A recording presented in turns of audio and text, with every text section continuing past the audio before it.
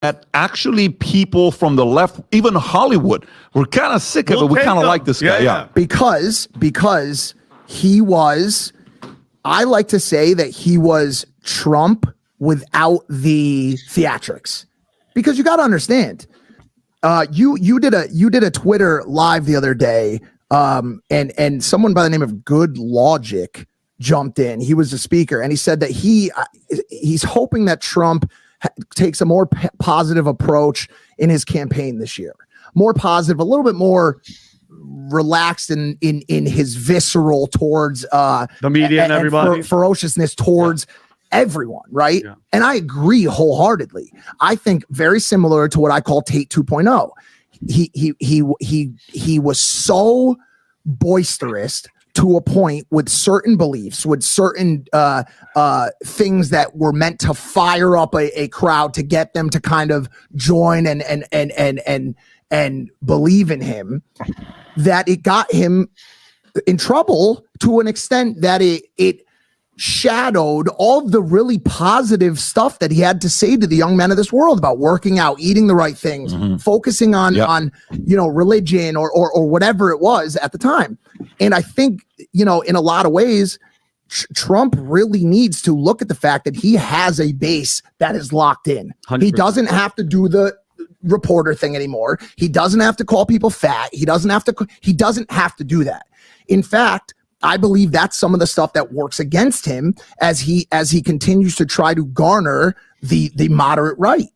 Because listen, like, he's got his side locked in. MAGA's ready to rock. They're ready to go. You know what I'm saying? But he doesn't need just the anti-establishment. He needs a good chunk of the establishment as well. And I think that the rhetoric calm down that Tate fashioned is important for Trump in this election as well. Or as pointed out by Good Logic. There you go. There you go. There you go. Getting a little shout out there from Mike Majlak. I don't know who that is, but thank you, Mike, for not just saying somebody in your Twitter spaces says, but actually calling me out by name. I tip my cap to you, Mike. Thank you. Thank you very, very much. And with that, I say good evening, everybody. Welcome to the following program. I'm your host, Joe Neerman, a.k.a. Good Logic. As referenced on the Patrick Bet David Show podcast, the PBD podcast. That's right. Same Good Logic. Tonight, we're going to be spending a great deal of time breaking down everything that happened in the Alex Murdoch evidentiary hearing. I was going to save it for tomorrow. In fact, I put up a whole poll in locals. Do you want me to do it tomorrow? Or should I do the Jennifer Crumbley trial tomorrow? Because I'm not going to kid you. The Jennifer Crumbley trial, I was watching defense counsel today, and I was like, why are you so not better at this? Why are you so not better at this? Oh my God, please, for the love of God, dissect this guy. And the struggle was very real. The struggle was very real. And that left for me the struggle feeling very real, where I was like, you're right there. You're right there. Finish him. And it just never happened. It just never happened. She's dancing and dancing and dancing over here and dancing everywhere. It was terrible. It was really terrible. It was gross. It was awful. Anyhow. So, but then I saw that there was an outcome today. I figured that there wouldn't be a decision from the court. There'd be a written decision. This is going to take like weeks. So if it's still like, percolating that there's, something happening, well, in that case, yeah, I could spend the whole day going through the various different things. But if there's an outcome already, which we're going to discuss the fiasco of this outcome, but if there's an outcome already, I can't spend the whole day tomorrow going through it. I mean, that's just, I can't do that. I can't. So we're going to be basically spending a great deal of time doing it tonight. Great deal of time breaking down all the craziness. Now, what I basically want to do is I want to fixate on the very first juror who was questioned. I'm going to fixate on the testimony of Miss Becky Hill, the clerk, the clerk who was busy, who was more concerned with her book sales than she was with justice. And holy moly, Bella Stella, God bless you. Hot diggity. 10 Good Lawgic memberships. Yeah, it's a good time for me to remind everyone that, you know, those of you who just gifted memberships, welcome to the following. The following is not at all a cult type of cult. It's the furthest thing from a cult type of cult that you've ever actually heard of. Very different from XVM or Scientology, which is not a cult either, from what I understand. But that's more of a cult type of cult than the following, which is not at all a cult type of cult. There's no spaceships, no self-harm, no harming others, no Kool-Aid, no jabbies, no stabbing yourself in the ear and the arm, no squirrel mutilations, no goat sacrifices, no throwing virgins into volcanoes, no spraying blood on the walls, no tracksuits unless requested. Light farm work. And as always, talk to your doctor about whatever medicine is right for you. Anyhow, 10 more tracksuits needed. Tracksuits are very much not mandatory. Very much not mandatory. Okay, but thank you. Thank you so much, Bella Stella. You're too kind. You're too kind. All right. Anyhow, as I was saying, I need to get into this whole thing. So what I plan on doing is basically I want to focus on the first juror who was questioned by the judge. I have that queued up, ready to go. I want to go through the testimony of Becky Hill, which that's going to take an hour. That's the meat and potatoes, which I haven't listened to that yet. But apparently everything just started going haywire after she took the stand. And then we're going to hear what the judge's final decision was on this. And that's basically the structure that we're going to go here. So without further ado, let's get to the first juror of the day.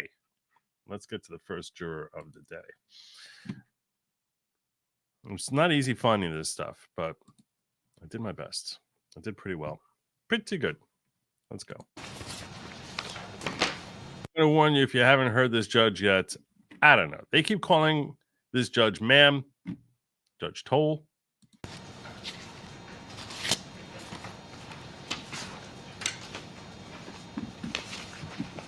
You haven't heard the voice yet. The voice it's not exactly a soprano. Not exactly a soprano.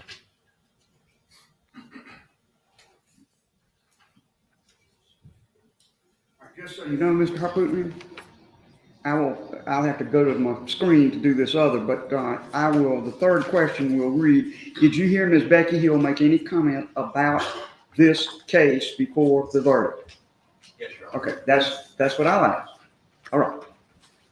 Let's get to the juror.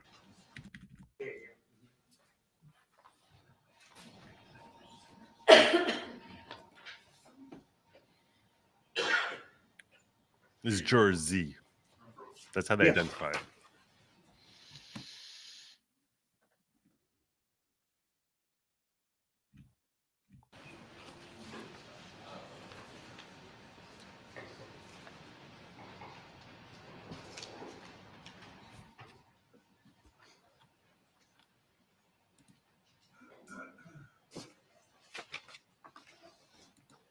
It's ma'am.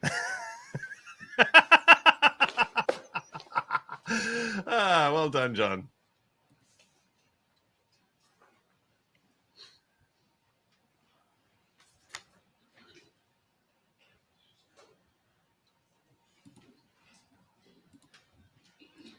Peas and butter. 10 more Good Lawgic memberships. It's good because I noticed that things have been depleting. So I definitely very, very much appreciate that, you know, because we've got acres and acres of rows of corn, and things need to get done. So grab your hoe, grab your favorite hoe, and get on out to the field and start doing what needs to be done.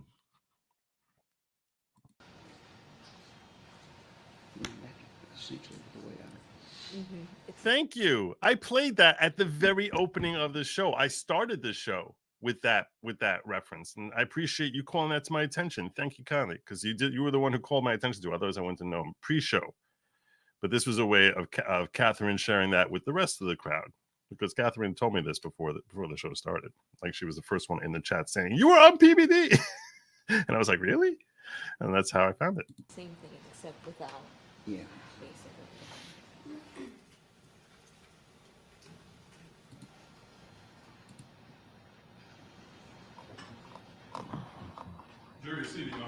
Thank you very much. Good morning, ladies and gentlemen of the State versus Murdoch jury. I wanted to make a few opening remarks to you before I question each of you about the matter. You have done absolutely nothing wrong. I agree with that. None of you. Agree with Not that. any of you. Well, probably. You didn't ask to serve, but you Right. served. True. And did your duty. Okay. This was an unusually difficult trial because of its length. 6 weeks is almost unheard of in South Carolina as the length of a case. It was difficult because of the intense publicity and public interest True. in the case. That makes it more difficult. It was difficult because of the complexity of Right. testimony Right. and exhibits in the case. Right. And you acquitted yourself honorably. They came back with a verdict really fast. Really fast. So this Some of the comments they made afterwards were like, very dicey. Very dicey comments. Which make you say, like, oh, and one of them is a brother of a cop who testified? So, yeah, I don't know that they acquitted themselves so honorably. Just saying. question today is not about anything you did wrong. Please be assured of that. I respect you and I respect your service. I love it. I love it. I love it. That's what I need to get. I need to get chain gang overalls. I love it. That'd be great. Today, I'm going to ask you Without conviction of the financial crimes. to do something that's difficult. This case is unique. Most of the time, if there's some issue about improper conduct or contact with a juror, it comes up immediately. The judge puts questions to the juror and perhaps to the person. They all say juror. Who may have made a improper comment, and then you go on to Which to me, every time I hear it, I just think that's basically me going, rah! Rah! to verdict, or sometimes it's very shortly after the verdict is rendered, and again the judge questions the affected jurors and the supposed interference and makes a ruling right then and there on either a new trial or a mistrial. Now here, we are almost a year after your beginning of service on this case. And that makes it mighty difficult for you to do something I'm going to ask you to do, and it's this. Today, I ask you to focus your attention. What is that?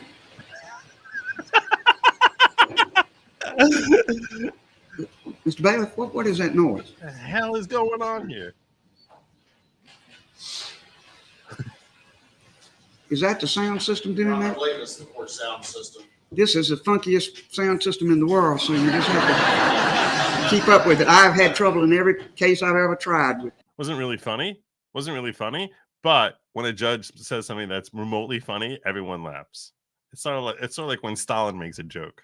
Whenever Stalin made a joke, trust me, phenomenal joke, amazing joke, Stalin. Way to go, Joey.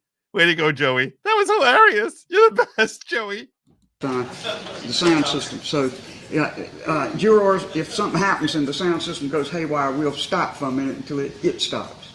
Now, as I was saying, I want you to focus your attention as you answer the questions I'm going to ask you. All right. On your 6 week, on your verdict, as you time, I care about the questioning of Supreme Court to take a look at this issue. The appeal is on pause until I They do. keep calling and I've got to do the my judge duty as ma'am. I see it. You can do with it And what you you want. do yours as I know you see it. So I thank you very much in advance for, again, the terrible inconvenience of calling you all back together now. But it's very essential to completing the record about this case and placing it before the appellate authorities as it needs to be. So in advance, I thank you. What I'm going to do now is dismiss you to the jury room, and one by one, I will call you, and I will refer to your name, probably in appearance on court report of the key Doing her names in best. terms of matter. And I'm going to refer to the judge as her, just because I don't even care. I really am of the opinion. Look, there's two possibilities here. There's two possibilities. Either this individual was born with double X chromosomes, or they were born with Y chromosomes and transitioned and now identify as female. And I'll tell you something. If some person, some octogenarian decides that they want to identify as different gender, I don't care. I don't care. I don't care. So, yeah, we can sit here speculating about the voice. The voice is very funky. I don't know if it's got something to do with tobacco. I don't know if it's got tobacco. I don't know if it's got something to do with transitioning. I don't even care. I don't care. Media or not anyone after this matter. That choice is purely yours. And I will respect that and protect that to the best I can if anything comes up afterwards. All right. You may go to the jury room.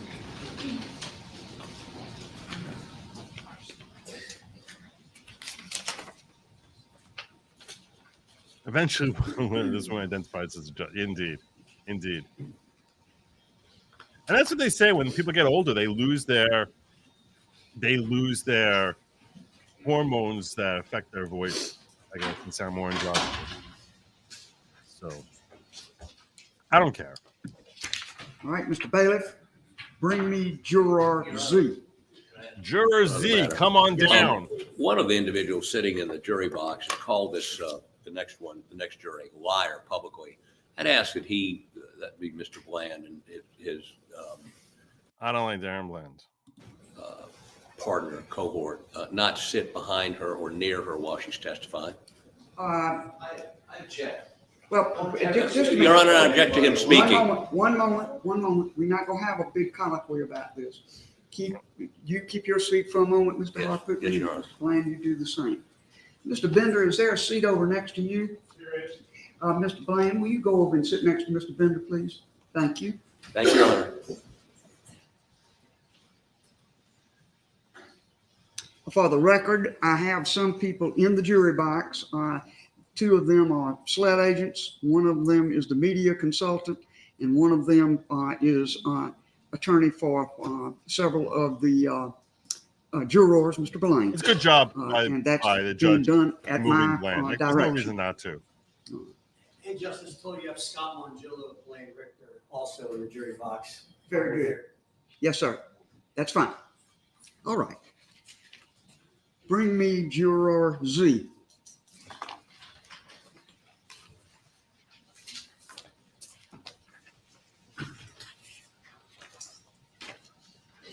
Yeah, I'll send him an invite. Even though I'm going to ask him to come back here in 2 days when I have my 24-hour fest. I need to start sending people notifications of that.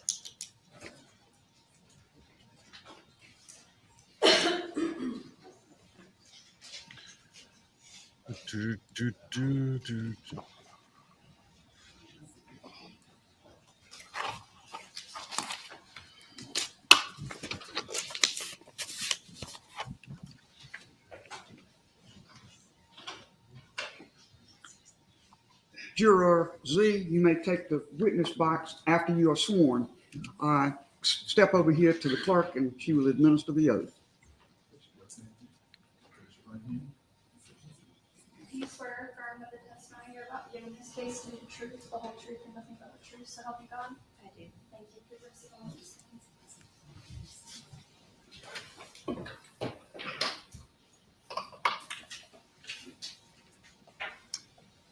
Juror Z, I will ask you some questions, and there are no right or wrong answers. The truth is what I seek, and that is the truth of what you experienced in relation to these questions at the State versus Murdoch trial. You rendered a verdict on March the 2nd, 2023. That verdict was read in open court by the foreperson of the jury. And then the court said this: Madam Forelady and members of the jury, if that is your verdict of each and every juror, let it be known by raising your hand. The transcript then indicates that the jurors complied. The jury was individually polled, and each was asked, was that your verdict? Each juror answered yes. Each juror was then asked, is that still your verdict? And each juror answered yes.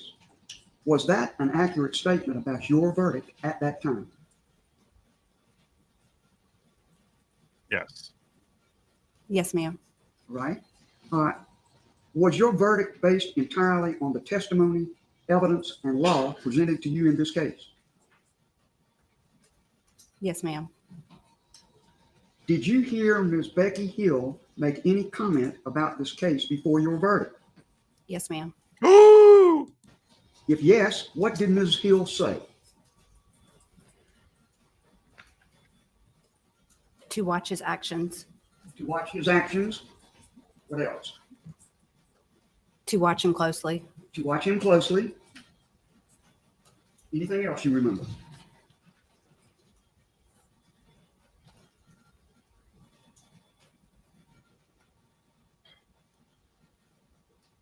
There is, but I can't remember. Okay, that's fine. And There was so much I can't remember. Basically, that's how I understand that. all right, It is, but to be fair, it's a year ago, so a lot has happened for everyone over the past year. And even though this is probably a very memorable event in their lives, all the details over a 6-week period, you can understand that starts to run together. So I don't blame this juror for not remembering any more details. was your verdict on March the 2nd, 2023 in any way with any influenced in any way with any communications by the clerk of court, Becky Hill, in this case? Yes, ma'am. Yes. Please. All right. That right there should be like, we're done. To me, I'm sorry. If in any way a juror, you need unanimity. If in any way a juror was affected by this clerk of the court, I don't know. To me, I'm like, what the hell is happening here? So we're gonna have jurors now who are gonna be influenced by a clerk of the court. Hey, welcome home.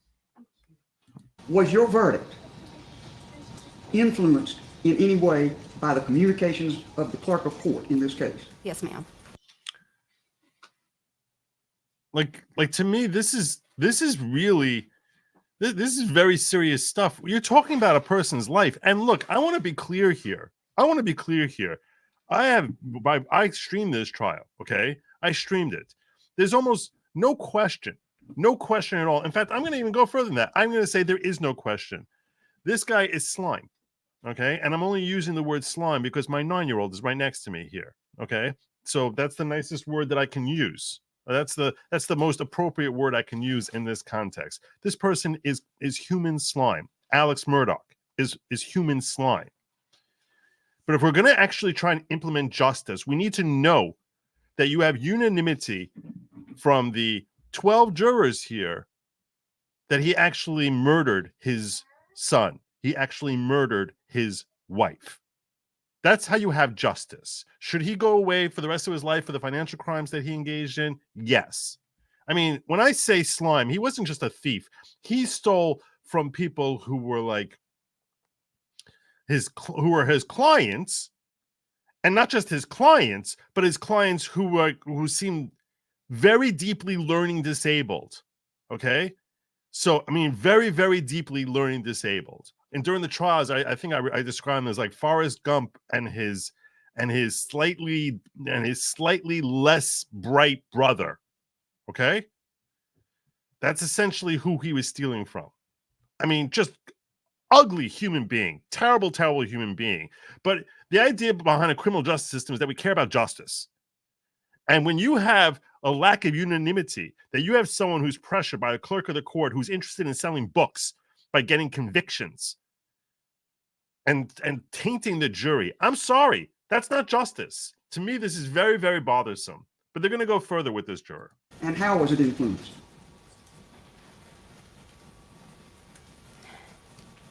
To me, it felt like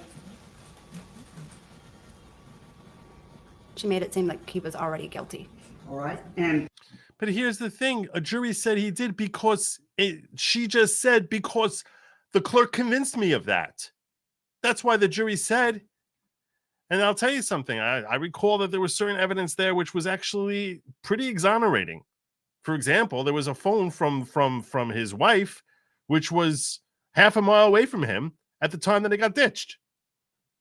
Which I don't understand that unless there's a second shooter here, which is not a theory that was presented. There was a lot of crazy evidence. Was there evidence which made him look guilty? Yeah. Did he lie? Yeah. Does that make him look guilty? Oh yeah, that does. I get that. I get that. I'm not disputing that. But beyond a reasonable doubt, when you have a cell phone half a mile away from him, that's ditched half a mile away from him, that doesn't make any sense. But a lot of people were I understand that. A lot of you watching feel the same way that Kat feels, that like there was tons of evidence against him. I get it. But this is not even a matter of was there enough evidence or was there not. It's a matter of were there 12 people who were convinced by the evidence, or do you have 11 people convinced by the evidence and a 12th person who's convinced by the clerk, which that should never happen in any justice system. well, I understand that. That's the tenor of the remarks she made. Did that affect your finding of guilty in this case? Yes, ma'am. All right. Be at ease. Now you have to understand also that the court and this judge, you can understand that they have a very strong motivation to reject this motion. And I'm not saying I'm saying just from a human perspective, 6 weeks of trial. I mean, 6 freaking weeks of trial, doing that all over again is a crazy expense. It's a crazy inconvenience. When you feel you feel like it's almost like the guy spend the rest of his life in jail no matter what. But I also feel like, him having this on his record, that he's been convicted of murdering his own son. Just when you have this person here, you have this juror who's like, I came to this conclusion in part because of Becky Hill. That's just wrong. My question is to submit. And I got to tell you something else. Becky Hill, I'm sorry, this woman should be charged. With jury tampering. She should be charged with jury tampering. This is gross. This is unbelievable.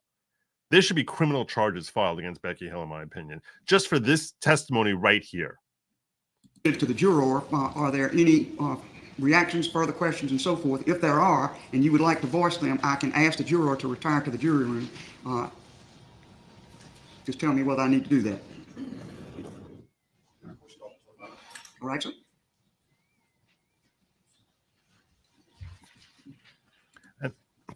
And that was another thing. There was so much extraneous evidence regarding the financial crimes that was allowed in, which was very prejudicial, because we all grew to hate him the more we learned about his financial crimes. And you're not supposed to be sitting there trying to judge whether or not he committed murder beyond reasonable doubt when you're sitting there hating him for his financial crimes.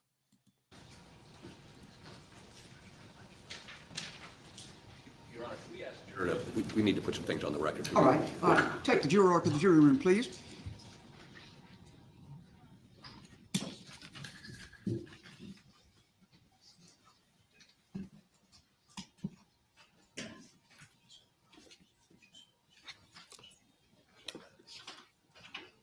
That was my conclusion too. Yeah, that's nice.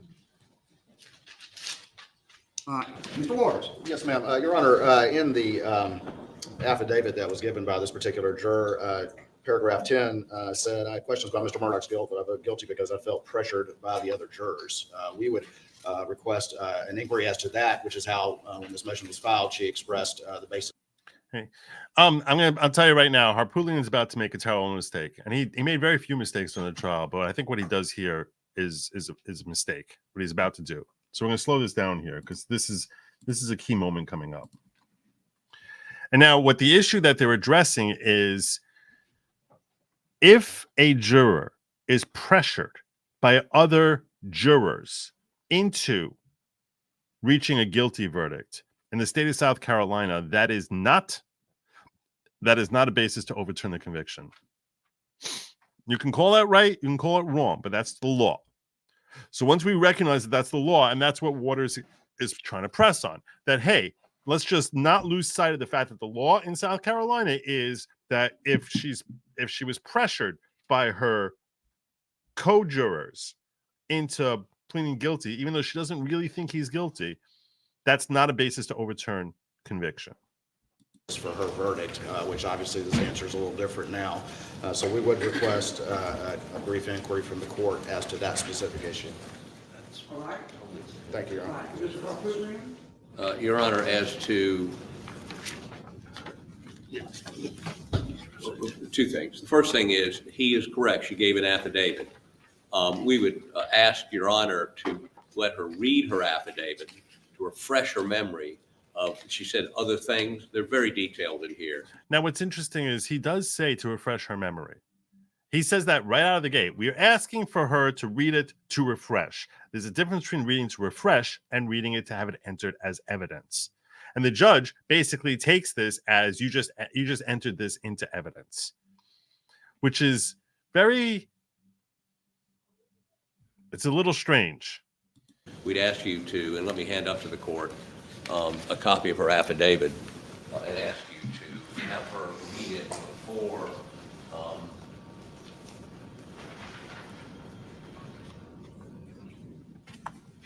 before she's asked any other. What I have here from Mr. Waters, for the record, Mr. Waters, what I've been handed for the record is something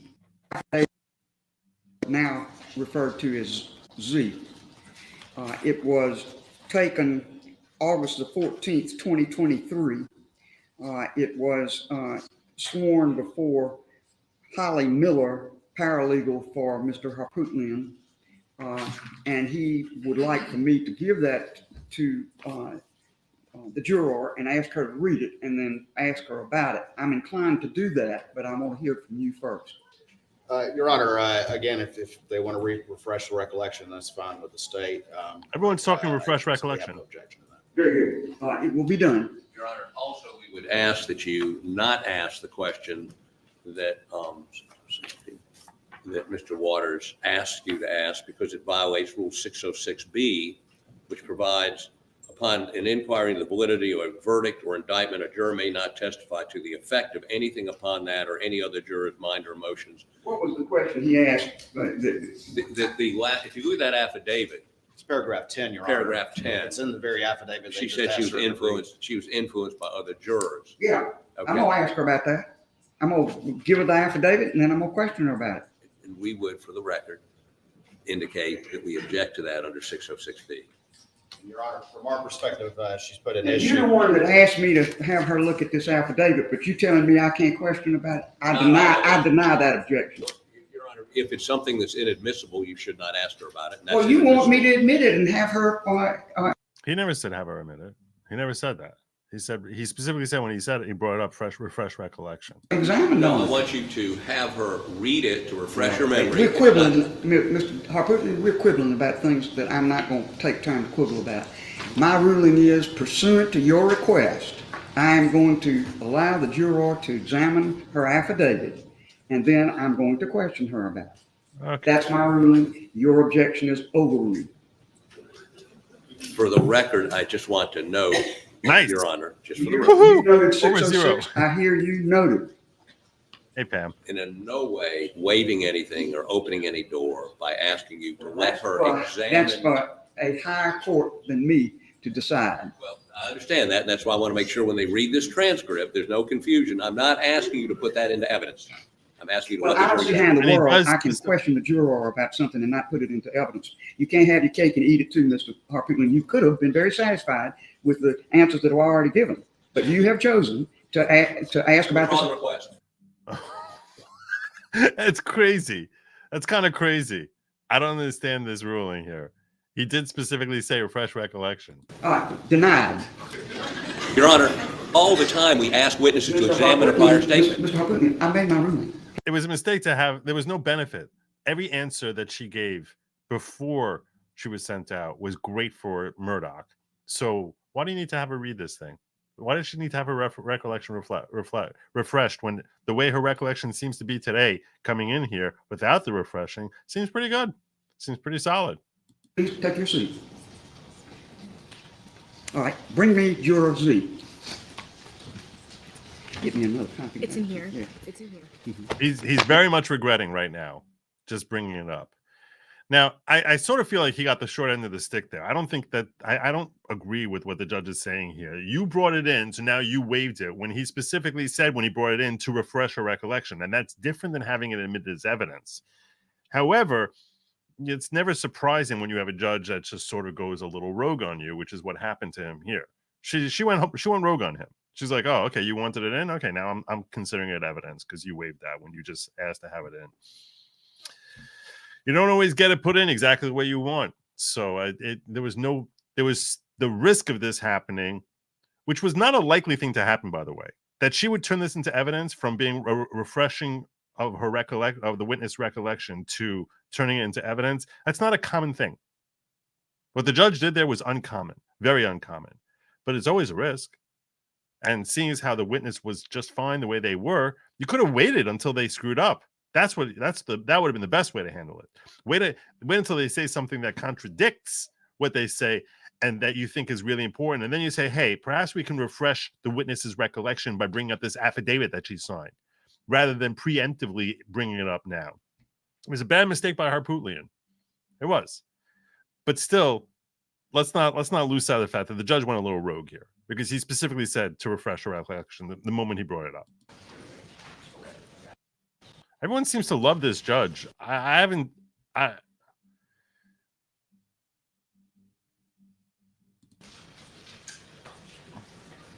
have a copy of the affidavit, so I don't know what's in there. And if there's no mention of Becky Hill, then it was a terrible mistake on his part. If you're correct, which I assume you are, I have no reason to assume you're wrong. That was a terrible mistake on his part.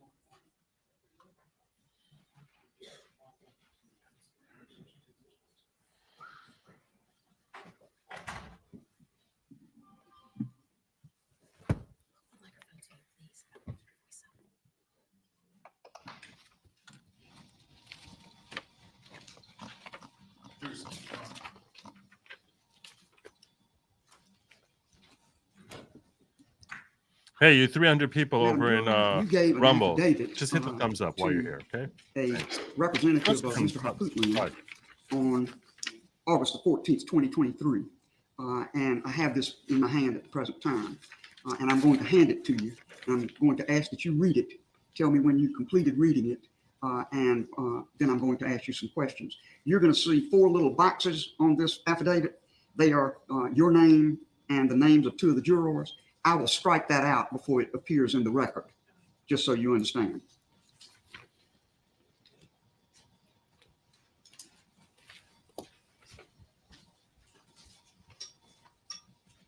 Mr. Baird, please pass this to the juror.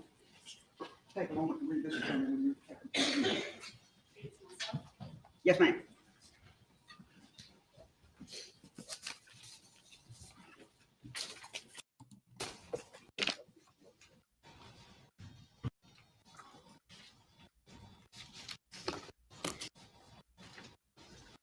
Right, is a statement that you are juror. The first paragraph, of course, is a statement that you are juror in the case. Second paragraph says, toward the end of the trial after the President's Day break, but before Mr. Murdoch testified, the clerk of court, Rebecca Hill, told the jury, quote, not to be fooled, unquote, by the evidence presented by Mr. Murdoch's attorneys, which I understood to mean that Mr. Murdoch would lie when he testifies. Is that what your recollection? So, Kat, that seems to be about Becky Hill saying that to her. I'm not sure why you're saying that there's no reference to Becky Hill. That first paragraph there. That's talking about Becky Hill. I'm going to slow that down so I understand it correctly. That sounds like Becky Hill saying, I was told by Becky Hill not to be fooled. Unquote. By the evidence presented by before Mr. Murdoch is a statement that you were a juror in the case.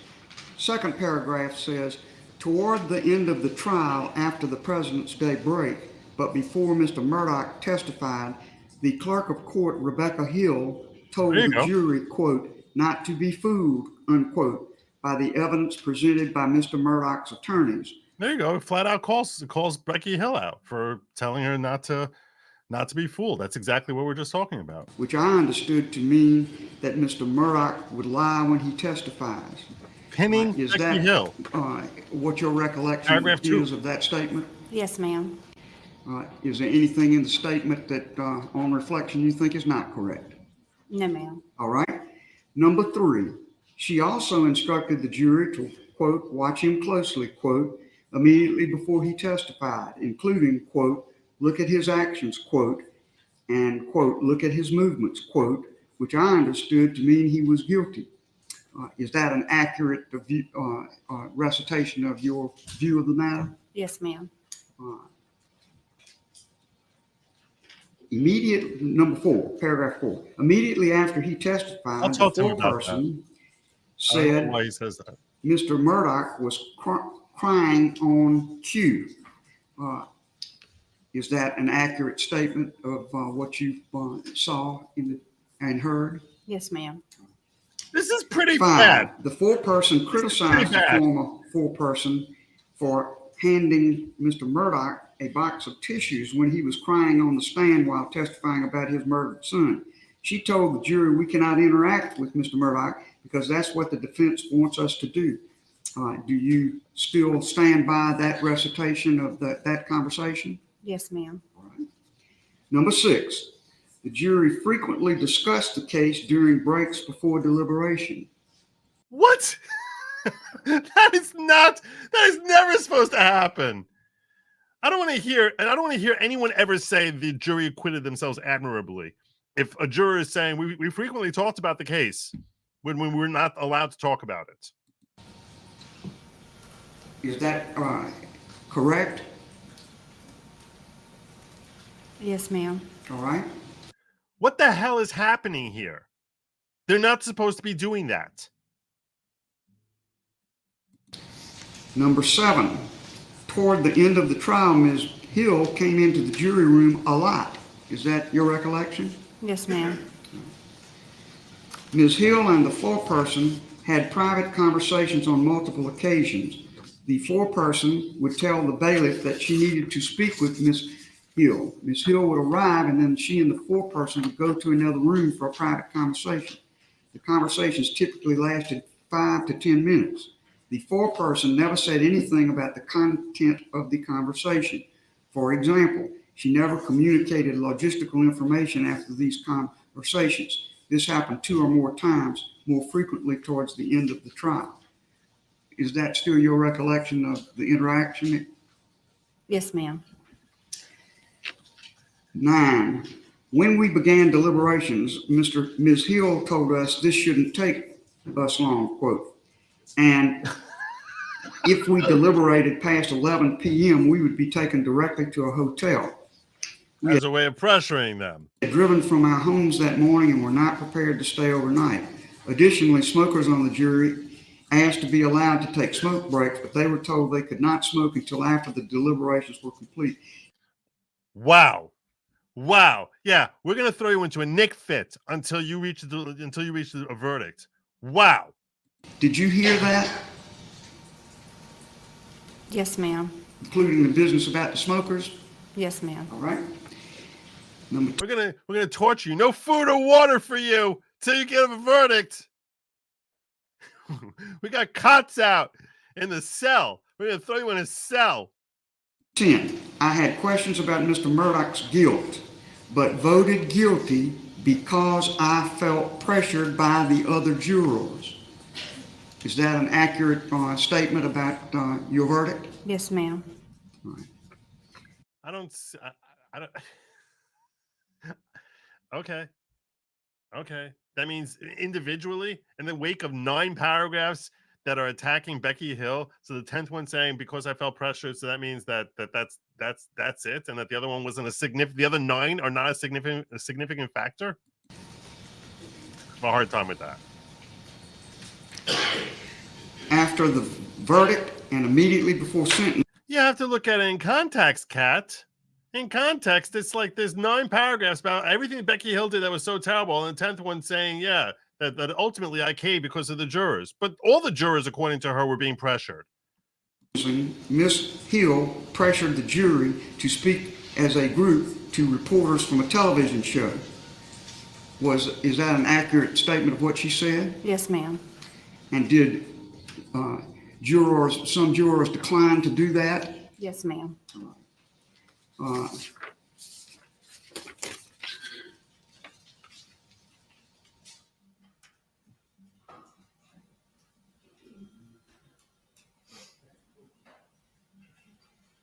I'm not going to be listening to all 11 of them. I don't have this thing goes for literally 11 hours. So I'm not going through this for 11 hours. I was going to go to Becky Hill next. All right.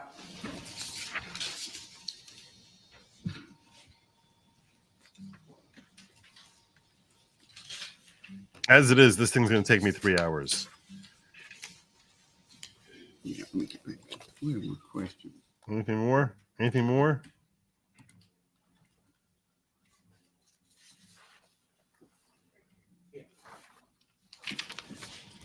You have to realize how this looks. This looks so terrible. This is such a stain on South Carolina's justice that Becky Hill did this. Juror Z, I asked you previously, was your verdict on March the 2nd, 2023 influenced in any way by communications from Becky Hill, the clerk of court? You answered that question, yes. In light of what you said in the affidavit, which is I had questions about Mr. Murdoch's guilt, but voted guilty because I felt pressured by the other jurors. Is that answer that I just read a more accurate statement of how you felt? Yes. Overruled. Yes. See, the form is very leading. Yes, ma'am. All right. So you do stand by the affidavit? Yes, ma'am. Very good. Thank you. Oh, that's what You may she go to the jury. wanted. That's what she wanted. That's what she wanted. She wanted down that road. Room, and let me just explain to you what the procedure will be. I'll tell you right now. I'll tell you the judge there did a smart thing. Because basically gave an opening there to say, well, that's what she said. That's what she's standing by. She fixated on number 10, gave a leading question. Like I said, we can't lose sight of the fact that the entire court system is motivated towards saying, hey, we're going to let this rest where it sits and not have to do this all over again. Especially when, let's think about it. I mean, you can understand objectively, this guy's a schmuck who's spending the rest of his life in prison anyway. He's a really corrupt, evil human being. He's gross. He's disgusting. So it's like, okay, if we can save ourselves 6 weeks of redoing a trial, it's much better. And this juror just gave the judge what the judge needed to hang her hat on to fall down in that favor. And I will tell you this, it's not unique to South Carolina. It's not unique to the state of South Carolina. In all 50 states, the court is going to look to try and uphold a previous verdict, especially if it's a very lengthy trial. And if it's a famous trial, all the more so as well. Because you're just sort of like, we don't have to, this is going to be a spectacle. We don't need this. We don't need this. I'm calling the rest of the jurors, of course, one by one. When I'm finished with that, I will bring you out as a group one more time, and then you're free to leave. You don't have to stay. Okay? Very good. You may go to the jury room. Before this juror is excused, but after she steps out, I'd like to address the court. All right. You may be excused.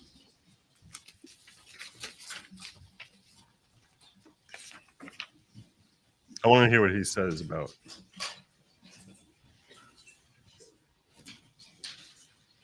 He's going to go on record, I assume, try and preserve her appeal.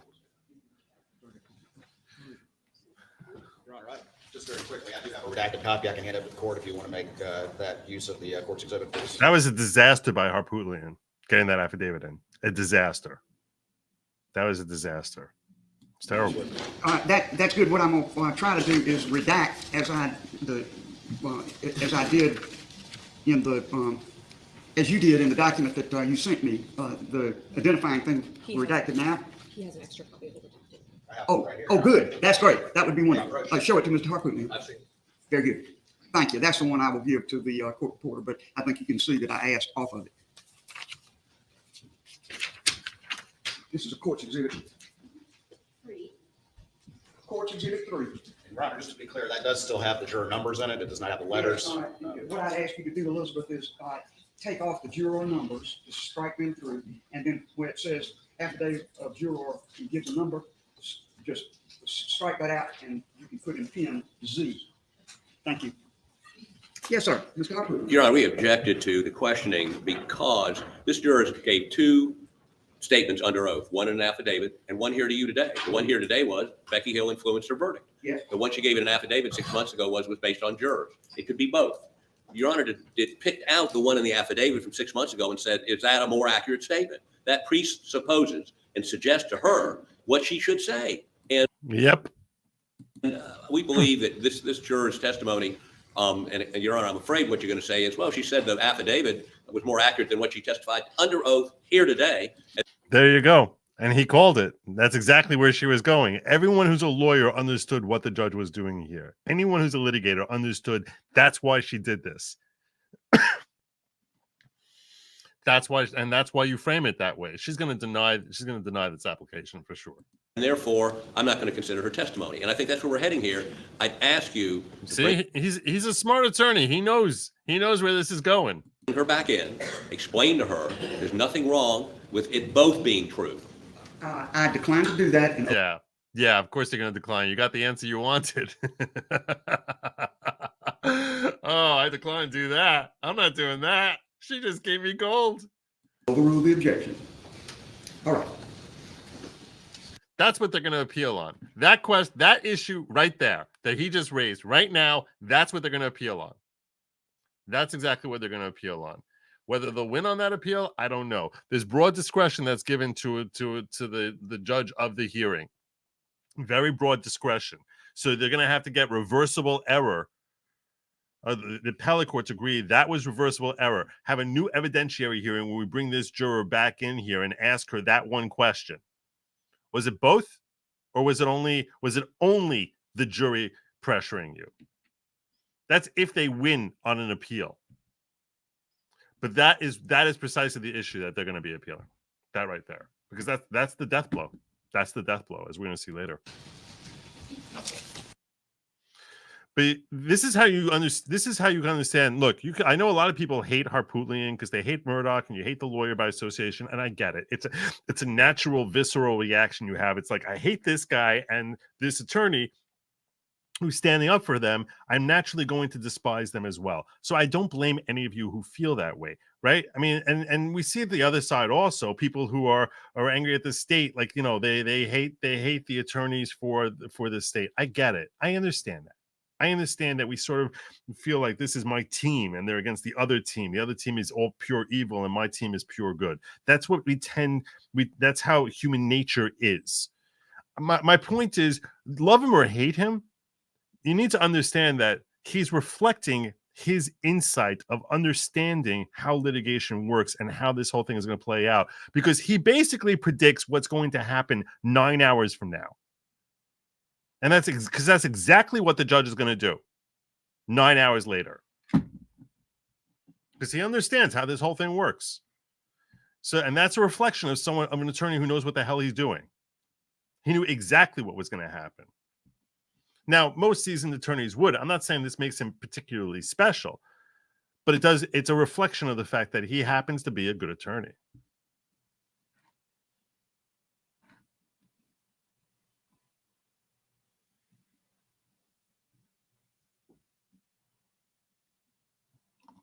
All right, so we're going to pause with that. Go to Becky Hill. I have not watched this testimony yet, but I've heard it's a craziness. Good afternoon, Ms. Hill. How are you? I'm fine. I want to get started, if you could state your full name for the record and spell it for the court reporter, please. My name is Becky Hill, last name Hill, Hill. All right. And if you would, just give us, you're currently the clerk of court for Colleton County, is that correct? That's correct. And just very quickly, if you would, what year were you elected as clerk of court? At the end of 2020. At the end of 2020? Yes. And prior to that, did you have any involvement or experience with the state judicial system? I did. And could you tell the court what that was, please? I was a South Carolina official court reporter for about 14 years. All right. And were you, in being an official court reporter, you would serve in the courtroom, which is Ms. Harris is here today, is that correct? That's what was correct. all right. And was that primarily in the 14th Circuit? It was primarily in the 14th Circuit. However, I did travel throughout the state. Did you have any other experience in professional experience prior to becoming a court reporter or clerk of court? I was a court reporter freelance for 2 years before that. Okay. And then any other professional pursuits you've had over the course of your career? I was able to be a middle school teacher, and I worked for the Board of Disabilities for a few years as well. Let me go ahead and just kind of get straight to it. In your capacity as clerk of court and in your previous experience being a court reporter, were you familiar with the rules that apply to court staff as it comes to interactions with jurors in the course of a criminal trial or civil trial for that matter? Yes. All right. And could you tell the court generally what those rules are as far as what contact is permissible and what contact is not permissible, just very quickly? The judge gives the law and gives the instructions for a jury. And the attorneys will state their opening argument, their opening statements, their closing arguments, and basically the clerk of court and anyone else, court reporter, we're there to, my understanding would be to make sure that everyone's taken care of. Do you need some Kleenex? Do you need some water? Different things like that, just to make sure that they're taken care of. Is it common for clerks of court to have interaction with jurors during the course of a trial to see to those various logistical needs that you just described? Yes. And did that happen in the Murdoch case? It did. And can you give us an example of some of the logistical things that you or other things that you would see to deal with any needs that the jurors may have? I mean, did you provide them food, coffee, make sure they were comfortable, things like that? Dude, you old fart. You old fart. How is it that you remember? Because that's exactly what the woman looked like. That's exactly what she looked like. Where's the beef? Yes, all of that. All right. Provide blankets for them if they were cold? Our courtroom was very cold in Colleton County, yes. Did you provide them with aspirin or Tylenol if they needed, make sure coffee and snacks were available? Yes. Did you take lunch orders for them so that they were fed each day? Yes. At any time, did you interact with any juror in an attempt to influence their view of the facts in the State v. Murdoch case? No. No. All right. I want to ask you some specifics about that No. and some allegations that have been raised. At any time, did you tell the jury not to be fooled by evidence presented by Mr. Murdoch's attorneys? I did not. At any time, did you instruct the jury to watch him closely and look at his actions? I did not. That's a good call. At any time, did you instruct the jury or tell the jury to look at his movements? No. At any time, as the jury moved to deliberate, did you tell the jury this shouldn't take long? No.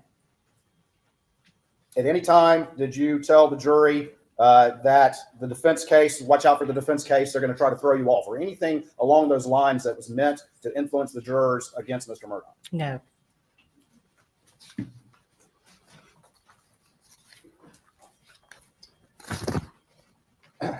Let me ask you if you ever So why would the juror lie about you? What's her motivation? made any comment to the jurors about the fact that the defendant was going to testify. Did you have a conversation in the presence of the jurors prior to the defendant testifying about the fact that he was about to testify? It wasn't directly related to the jurors. I was talking to Mr. Bill, who was our bailiff foreman, our bailiff over the jury, and I was talking to him about that. All right. Oh. Maybe they overheard me. What did you say? I told him what I had just come from downstairs telling my security and bailiff office, that Judge Newman had allowed more testimony in regarding the financials, and that also the defendant had decided that he may testify. All right. And where were the jurors at the point that that conversation occurred? There were a few jurors standing in line, and there were some in the bathroom, I'm sure, because they said they were waiting on jurors to get out of the bathroom. And there were some in the jury room just milling around from what I could see, looking down the hallway. And And again, what were the words that you said during that conversation? What were the effect of them? To Mr. Bill. Yeah. And what did you say? I told him that that Judge Newman was allowing more of the financial He allowed every financial. evidence in, which would prolong the testimony in the trial a little bit, and also that the defendant had decided that he was going to testify. Did you say anything about this being an important day? Pay attention. We'll get coffee for you. Things like that. I usually give a little pep talk to the jurors.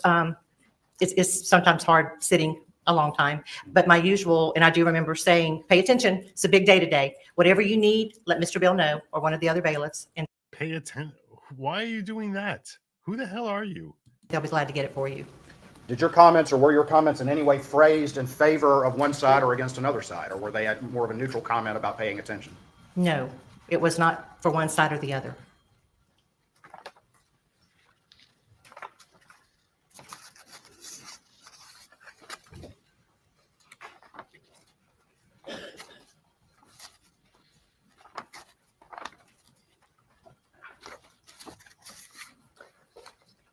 Were you present when the jury went to the Moselle property to conduct the jury view? I was. All right. And was Judge Newman there as well? He was. During the time that you were on the property, traveling there, traveling back, did you have any conversation with the jurors where you made any comment about the substance of any testimony or any comment about the merits or the strength of the case? No. Did you have a quick comment to the forelady about how the property was beautiful and there were tea olive trees there that bloom and smell good, or words to that effect? I did. All right. And was there any other conversation related that you had where you made any comment about the case or the merits or anything like that? Oh, no.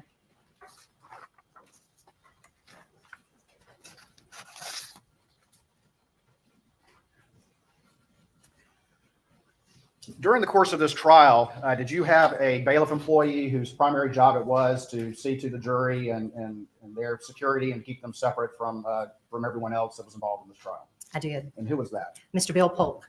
All right. And he was ultimately the jury coordinator in this particular case? That's correct. During the course of the deliberations, once the jury went back there, did you have any contact with the juries or have any substantive discussion with them? Not at all. Did you have any discussion with them about logistics, about staying in a hotel or anything like that? I did not. Did you have any interaction with the jurors or anything to do with them having smoke breaks or anything like that? I did not.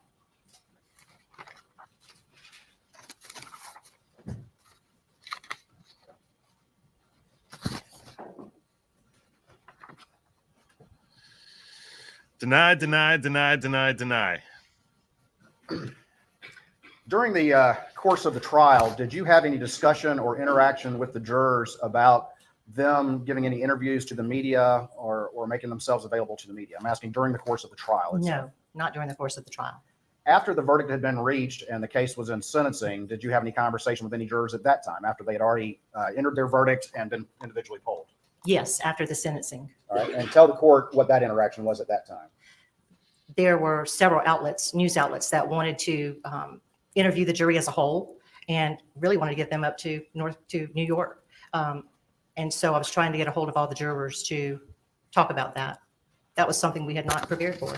Did you at all pressure the jurors to speak, or did you just tell them that it was their option to speak or not, and here's the contact information? I did not pressure the jury to speak. No. Did you advise them that it was their decision and their decision alone whether or not they wish to speak to the media? It was totally their decision. And did you advise them of that? Yes.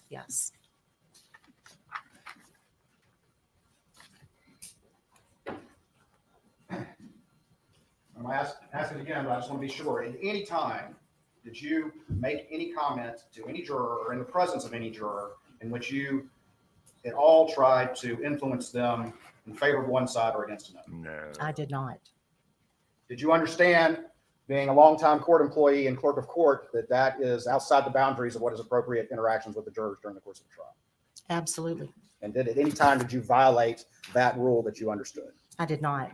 Court's indulgence 1 minute.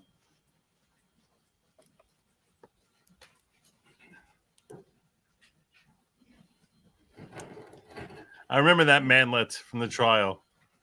That guy with the beard sitting there in the front row, who stands a very proud 3'9". Nothing further this time, Your Honor.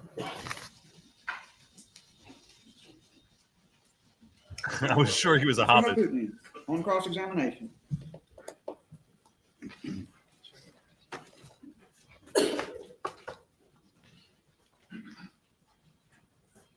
Ms. Hill, we spent 6 weeks together, didn't we? We did. And during those 6 weeks, you were as helpful to me as you could be, correct? I was. Accommodated just about every request I made. Yes, sir. Right. Which one?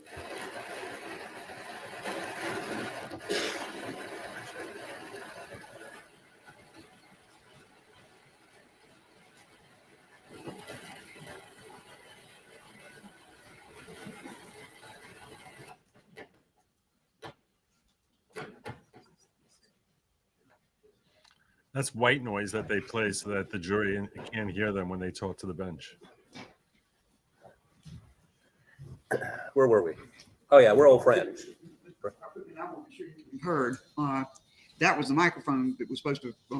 You're fine where you are. Absolutely fine. Yes, ma'am. It was a stage microphone that was obscuring my ability to question a witness. Yeah. Well, what I'm wondering is whether you can be heard without a microphone. Do we need to try to get a microphone I up on can this hold these podium? mics if necessary. Yeah, that would be good. All right. I don't know who's supposed to hear this other than you, but I assume they can hear us. The court reporter, I'm sorry. She's more important, not as important as you. Yes, I agree. Oh, yeah, we're old friends. Court reporter, because when I appeal this, you need to have a clear record for the appellate court. So they're more important. What? That's important. maybe you're not going to rule against me. So I have to say that. Friends, right? We spent 6 weeks together in a very pressure-filled situation, correct? It was a long 6 weeks. It was a long 6 weeks. And during those 6 weeks, you were helpful to me in a number of different ways. Accommodating friends that I had that wanted to come watch the trial, for instance, correct? That's correct. You even allowed me to use the private restroom down on the first floor, so I didn't have to stand in line with the rest of the people trying to get breaks. With the riffraff. Correct? Correct. So we have no animosity towards each other. You didn't do something to me, and I didn't do something to you during that trial, right? Absolutely. Okay.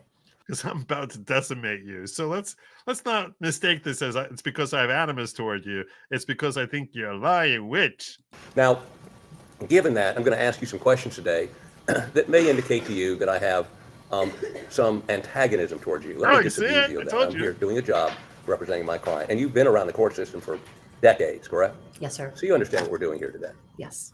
Now, let me understand a couple of things. I think, and I've read your book, some editions of your book. There's several. We got a bunch of emails in which you have drafts that you forwarded to your co-author, correct? Correct. Objection. I believe I would object to relevance. I believe any draft you sent your co-author with the book is beyond the scope of this inquiry here today. Overruled. Of course it's relevant. It's when she was drafting it. That's the whole point. Joe, did you not see the part just after jury C where the judge states jury members were watching testimony from the jury room? I did not see that. What?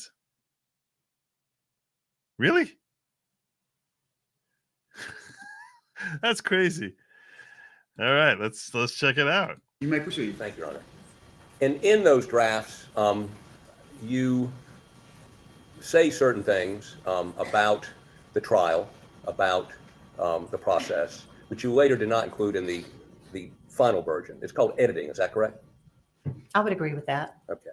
Now, let's talk about this book for just a second.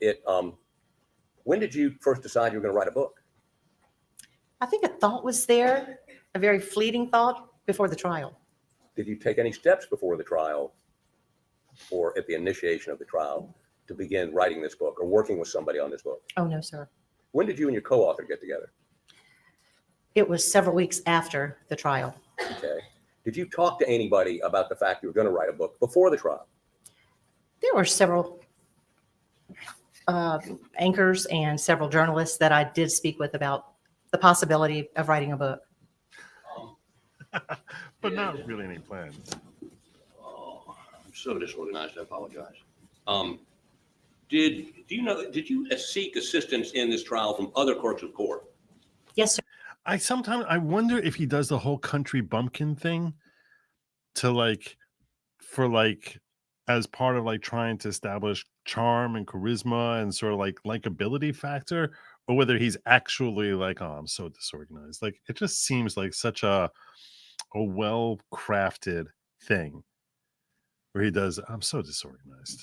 I don't think he's at all disorganized. Sure, I did. And who were they? Rhonda McElveen, who is the Barnwell County Clerk of Court, and Renee Elvis from the Horry County Clerk of Court.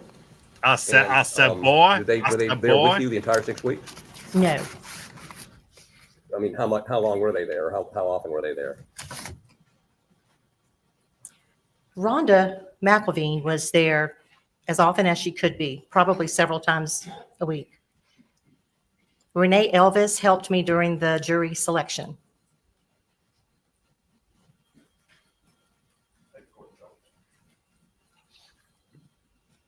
So you didn't have any plans, but she's helping you during jury selection?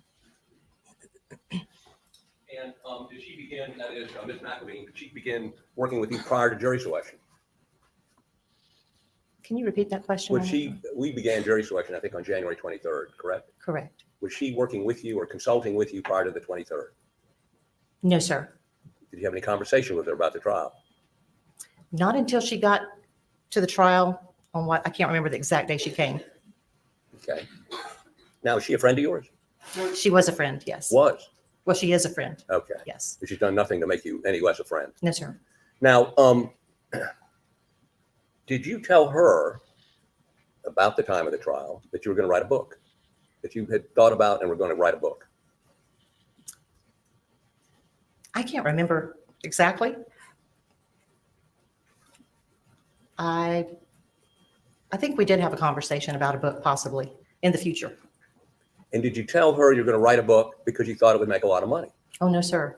You never said that. No, sir. And did you tell her I was going to write a book so that I can go broke on it and waste a lot of time and effort making no money.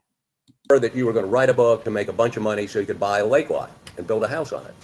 No, sir. Okay. Now, did you ever tell her that you had given a juror a ride home, that you had accompanied Mr. Bill, what's his last name? Bill Polk. Right. That you and he took a juror home one night? Did you tell her that? Did you take a juror home one night? I didn't take a juror home one night. Did No, Mr. sir. Mr. Polk and you take a juror home one night? No, sir, we Okay, you didn't. never gave a juror a ride in a car with Mr. Polk or without? No, sir. Okay. Now also, Swallowing. She looking nervous. during the trial, your daughter ended up on the venire, is that right? She did. And she was coming up, and did you talk to me and Mr. Waters about putting her on the jury if at all possible? I'm not sure that we wanted her to be on the jury if at all possible, but I think the question was, would she make a good juror? And I said, she sure would. Now, I don't think we asked you. I think you told us she would make a great juror. Did you not? I remember you asking. Okay. Okay. Yeah, sure. I was asking you because I was trying to think that you're going to give me a good juror. Sure. Yeah. Mm-hmm. Considering putting your daughter on the jury? Yes, sir. And who does she work for? She works for Compass South. Did she work for the sheriff's department at some point? No, sir. Okay. Did she work in law enforcement at all? No, sir. Okay. Now, let me ask you this. How many jury rooms were there? We have 2 jury rooms in Colleton. In this trial, how many jury rooms did you have? How 2. many? Okay, so the entire jury wasn't together at any one time? They were separated into 2 rooms? Yes. Okay. And when they're separated into 2 jury rooms like that, are they next door to each other? Are they down the hall from each other? They are next door to each other. Okay. So, but if you close the door to one, can they hear what's going on in the other one? Some women probably have very good hearing, and men too, but I would say probably not. Okay. Are there restrooms in both of the jury rooms? There are. Okay. Are there 2 restrooms or just one? There's 1 restroom in each jury room. Okay. Were either one of those restrooms designated men and women, or did everybody use the same one? They were unisex. They were unisex. Okay. Now, prior to your testimony here today, have you met with the Attorney General's office in Swed? I have. On how many occasions? I want to say twice. Okay. And remember when the first time was? I think the first time was in September. Okay. And the second time was last week? Yes, sir. And that was in Walterboro? Yes, right. And you all spent about 4.5 hours together? I want to say maybe 2 hours together. Okay. And in those 2 hours, you went over your testimony here today? They asked me questions. Did they ever correct your answers or suggest you answered differently? Oh, no. No, no. Oh, So no. you just went through what you went through in 20 minutes here. It took 2 hours to go through when you were with them.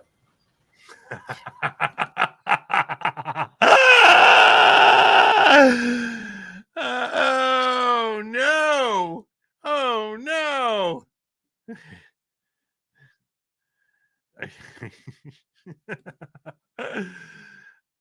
There were times when I would step out of the room and come back in. because yeah, and that took 2 hours. But I would say we were there for about 2 hours.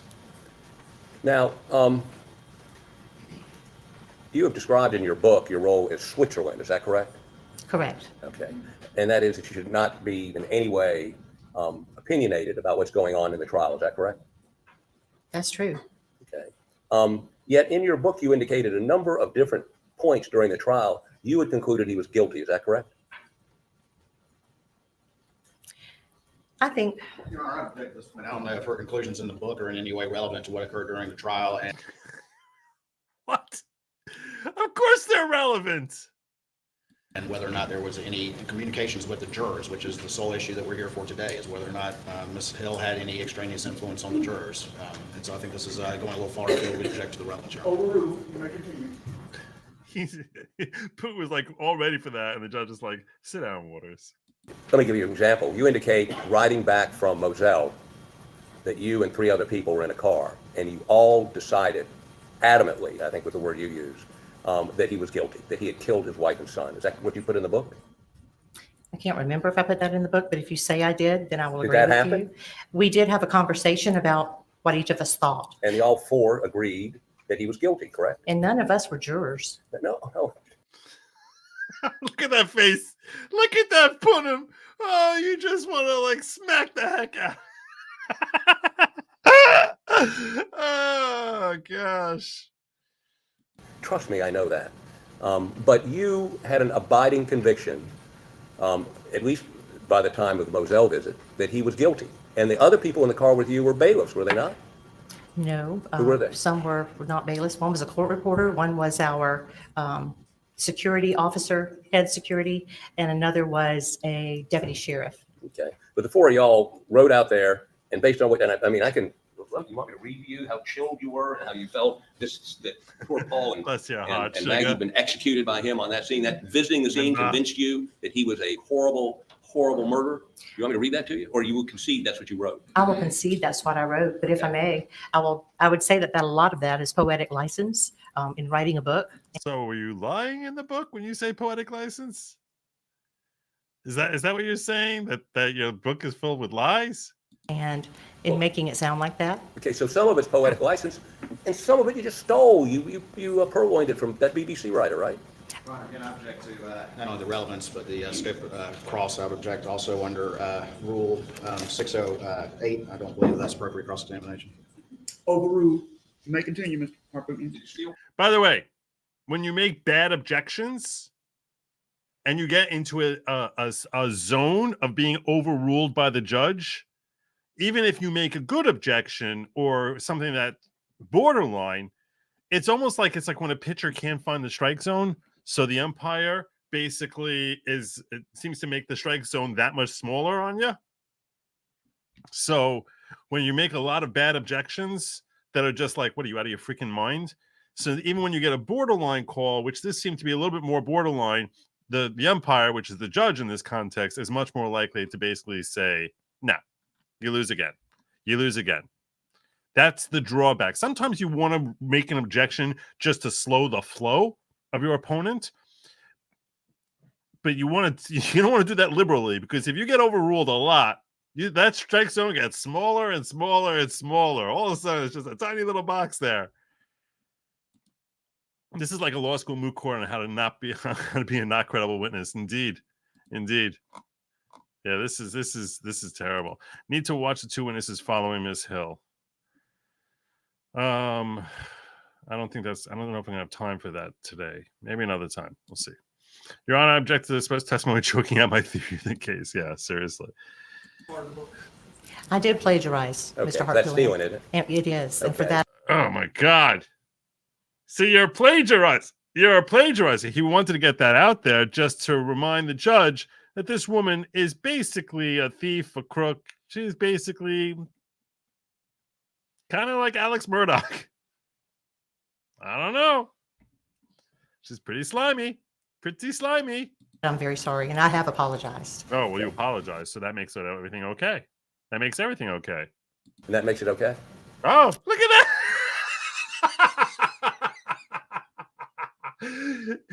the best questions. He's so good at this. The best questions are the ones which, like, you don't even care what she answers. You don't even care what she answers. What's she going to answer that? Yes? That makes it okay? Or no, which means it's still not okay. And she set him up for this because she's trying to be like defensive about it. And like he just naturally goes to that right question.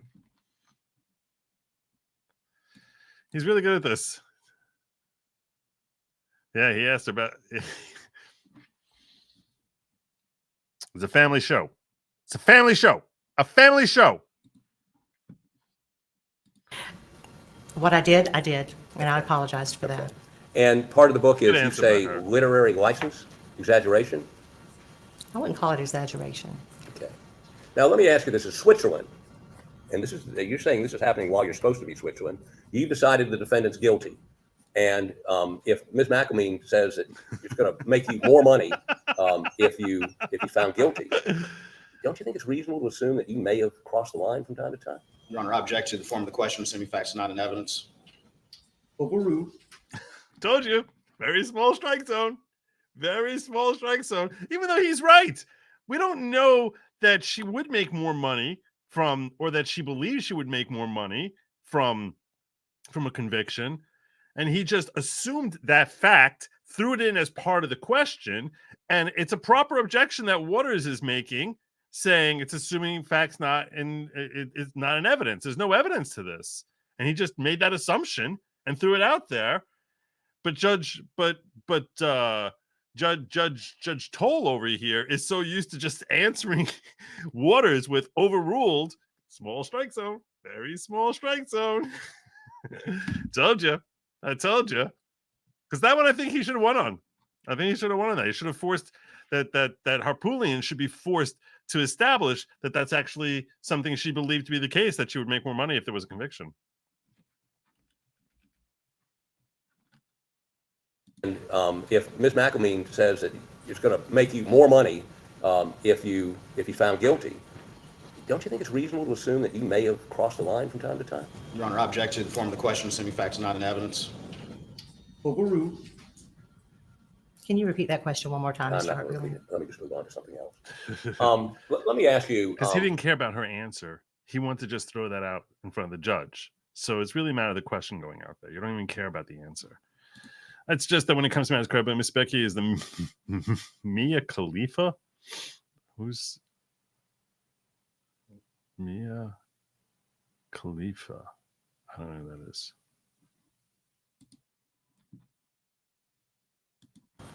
You had interactions with some jurors, and I believe in a conference in judges' chambers, you indicated that you had seen a post on, is it Walterboro Word of Mouth?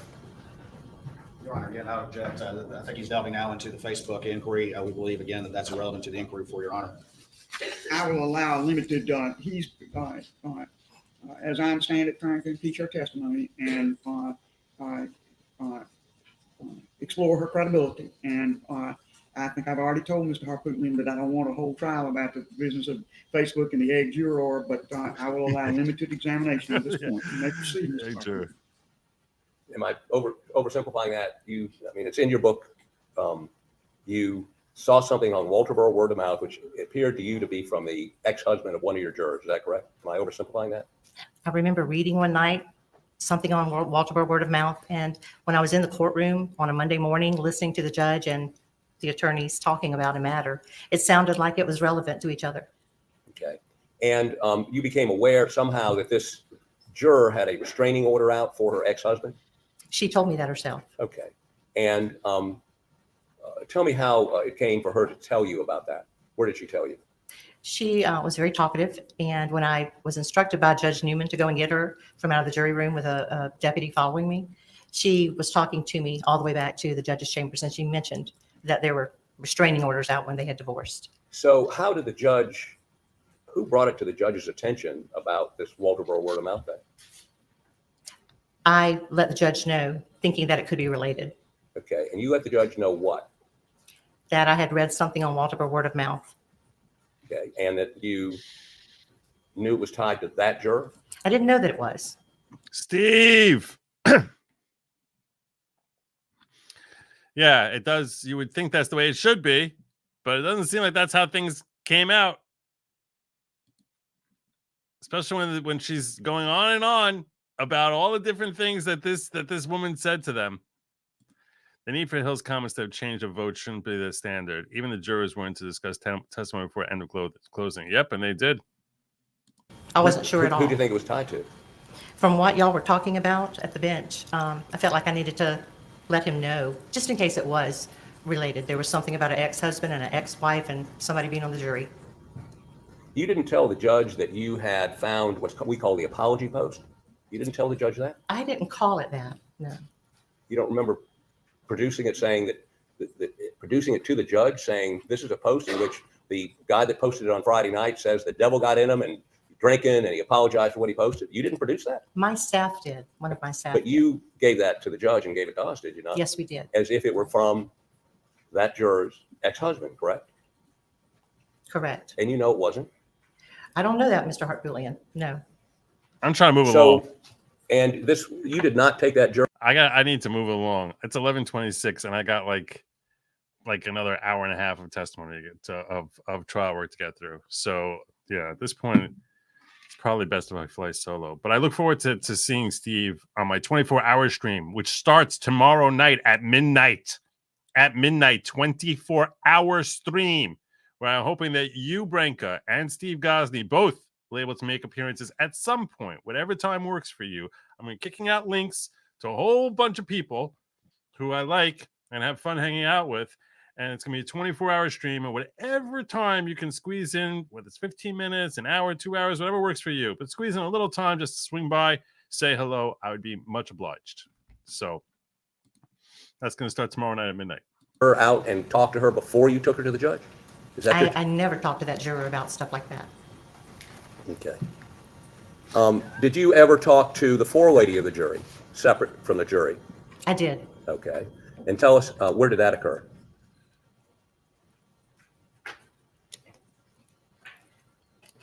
When I would go into the jury room and I would speak with the forelady, we would be in like the hallway in the two jury rooms were side by side, and the opening to the jury room went out into the hallway, and we would be surrounded by the jurors at all times. Mr. Bill would be very, very nearby, or another bailiff as well, when we would speak. And what did you speak to her about? There were several instances. Just One how was, guilty Alex Murdoch was. there was a juror who needed some feminine products. There was another time when Band-Aids were needed. There were times when Tylenol would be needed. Other than items that were needed by the jury's health object, did you ever discuss, did she ever discuss with you, if some issues jurors had emotionally or some issues with dissension in the jury room? She only told me that there were some loud jurors, and it made some of the other jurors a little upset. But other than that, What did you tell her to do? I told her if it got out of hand to write a note to the judge, and that she could sign the note and get Mr. Bill to give it to the judge, and the judge would handle that for her. Okay. Now, you did publish a book after this trial, is that correct? We did. And you went to New York and took some of the jurors to the Today Show? The Today Show did invite us, yes. Now, one of those jurors that went up there with you, the day of the verdict, wore, for the first time I can remember, wore a suit to court. Do you remember that? Your Honor, again, I would object to discussion of the jurors wearing a suit or a post-trial trip to the Today Show. I don't believe there's any connection to the inquiry that's focused for Your Honor, and that is whether or not there was any extraneous influence during the course of the trial. I'm going to connect with Your Honor. All right, overruled. May continue, Mr. Such a small strike zone. It keeps getting like smaller and small. It's a tiny little strike zone now. Ball. You text, email, or communicate on the morning before final arguments were completed, that to people that this was on a Thursday, that they probably, if they're going to see the trial, should come on that Thursday because it would be over by the next day. The jury would not be out very long. Did you ever communicate that? Email, text, or verbally? I do remember saying that, yes. How would you And know why that? did you think the jury would not be out very long? Had you communicated with jurors? I had not communicated with jurors about anything related to this trial at all.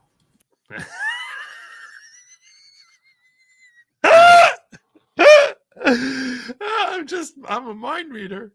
I've been a court reporter for at least 14 years. I was clerk of court for 3. And you just get to where you kind of see things happen as they progress. And it's a guess, it's a gut feeling. And that's all that I meant by that.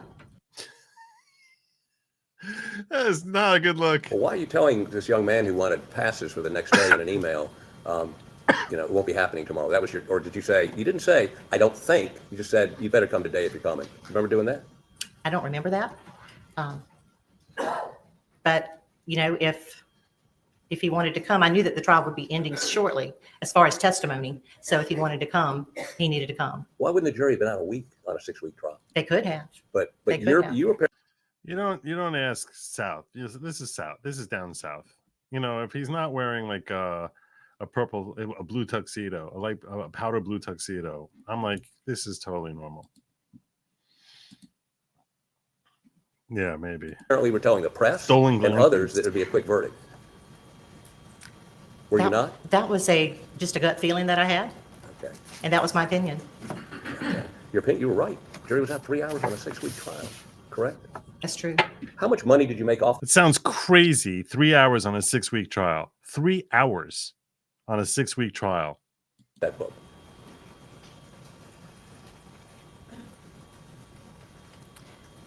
There was not a whole lot of money made off of the book after paying different things and paying for some expenses that went along with that.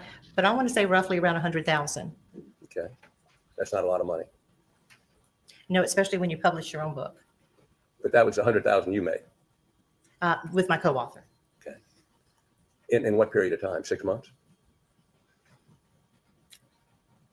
I would say 6 months, yes. When was the book published? August 1st. Okay. Trial was over.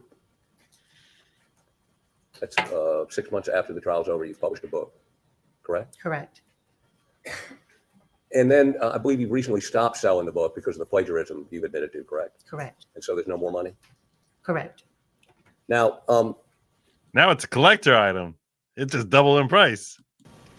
you also indicate in the book that the Murdaugh had a reputation of criminality, I think, is kind of what you put. Did you not? Well, Mr. Hartpooley and my grandfather and Old Man Buster were very close. Well, were they criminals?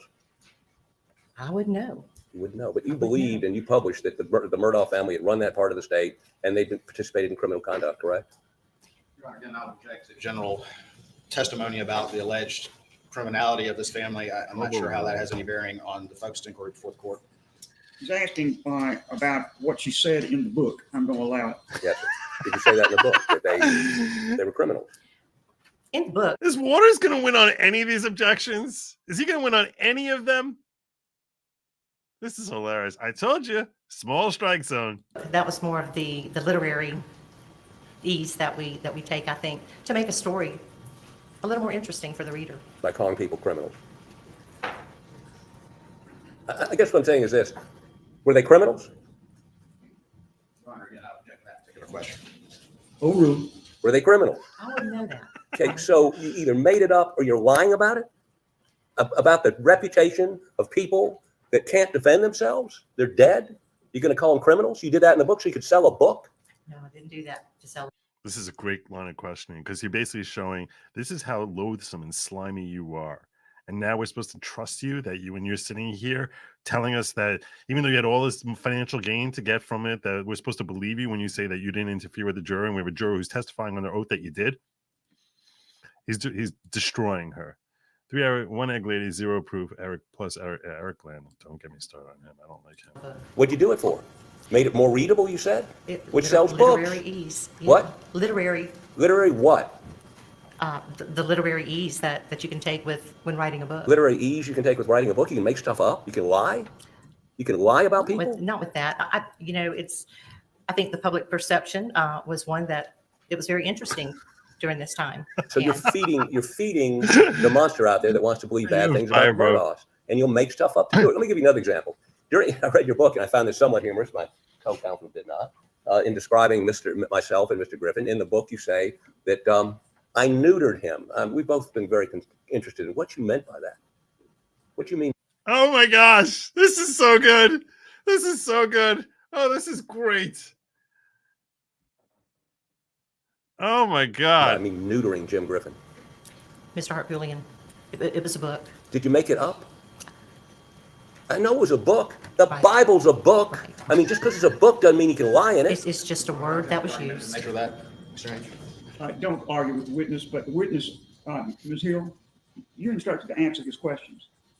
You may proceed, Mr. Harpootlian. So let me get this straight. The book, and I'll see if I can cut to the chase on this. I could read you chapter after chapter, verse after verse, which is not true. Okay, not true based on my experience of being in a courtroom, and not true based on knowing some of the people you described. You say that is. Mr. Harpootlian. Object. The counsel's just testifying right now as to his observations about the book. Question, Mr. Harpootlian, please. You conceded there are things in the book that you don't know to be true, correct? Correct. Okay. You would concede then that you have lied in the book. It's only because I wasn't there at the time. I can't interview my dead grandfather. I can't interview Mr. Buster. There's just You're still asserting that they're crooks. things that we can't interview them on. We can go by what was written in a newspaper and get facts from that. And take the inference that one of the Murdaughs was a pedophile. You could have printed that, and they're not here to contradict it. You could have printed anything you wanted and made it up to sell books. That's what this whole scheme was about, selling books. As you told Rhonda McElveen, if him being found guilty would sell more books. Right, Isn't that true? I'd object to the argumentative nature of the question, the compound question, and assuming facts on evidence. Compound question. All right. Yeah, he's gonna see now. He's back in his zone. He got a couple of his ways. So now she's paying more attention to his objections. What you're asking is what she told Ms. McElveen. Go on and ask that, but don't proceed it with Yes, Your Honor. testimony. Beg the court's indulgence for just a moment.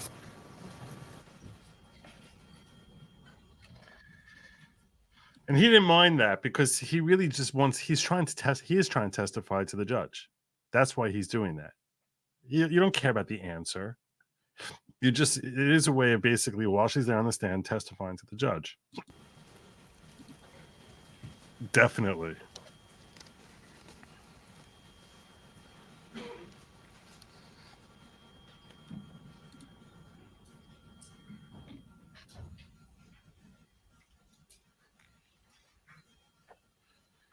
He's doing a masterful job. You write your book about a juror that whose ex-husband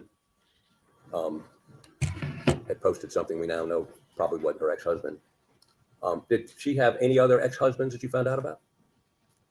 I have no idea. Well, you wrote, we learned later the ex-spouses hadn't seen each other in 14 years and she had 3 restraining. I'm just going to pause over in locals. So Big Boo says, don't forget your 24-hour stream. Diggers have pulled together the spreadsheet for you. Also, Diggers, don't forget your homework is due. Your homework is due. I'm going to pull that up. Thank you so much, you Diggers. You freaking awesome Diggers. Fans says plagiarism is showing likelihood of lying. Yep, that's true. If Michigan shooter mom had him as a lawyer, she would be winning. Oh, totally. Totally. Me and my shadow asked if other jurors testified that she interfered. I only watched the one, so I can't tell you about the others, although supposedly that first one was the one that was most powerful. Fan says this judge would fit well in the center of a SCOTUS style, protect the institution. Yeah, I think that's well said. Restraining orders against him. Did she have 3 restraining orders against him? I don't know. That's what she said. Okay.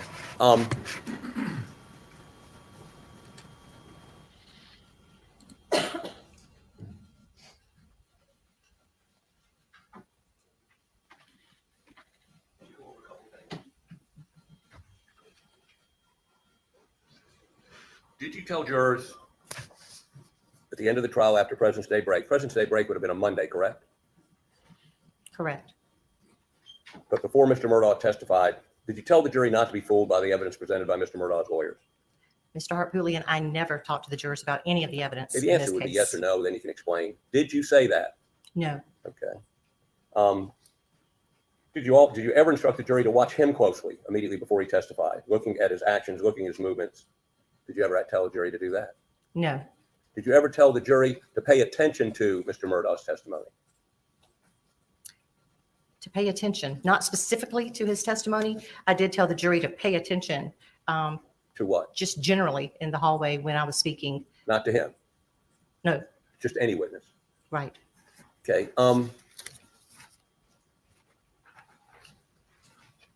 Did you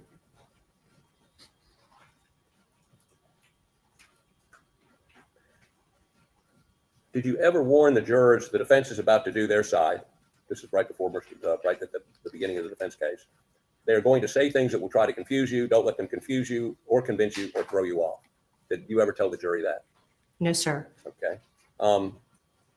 Did you ever tell the jury, if you get emotional, we want to see your face because that is what they want to see? You ever tell them that? No, sir. Did you ever tell the jury that Mr. Murdaugh was about to testify? I didn't tell the jurors that.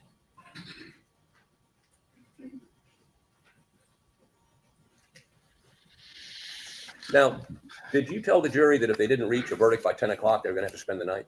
No, sir, I did not. Did you ever tell them they were going to have to spend the night at No, some sir. point? Did you ever tell them that they couldn't smoke? No, sir. Okay. Okay. You got any other books in the works? No, sir. I mean, doesn't this make a good book? Thank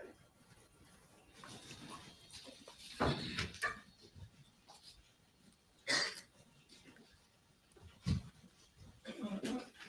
Redirect. Yes, sir. He did a great job. He did a great job skewering her.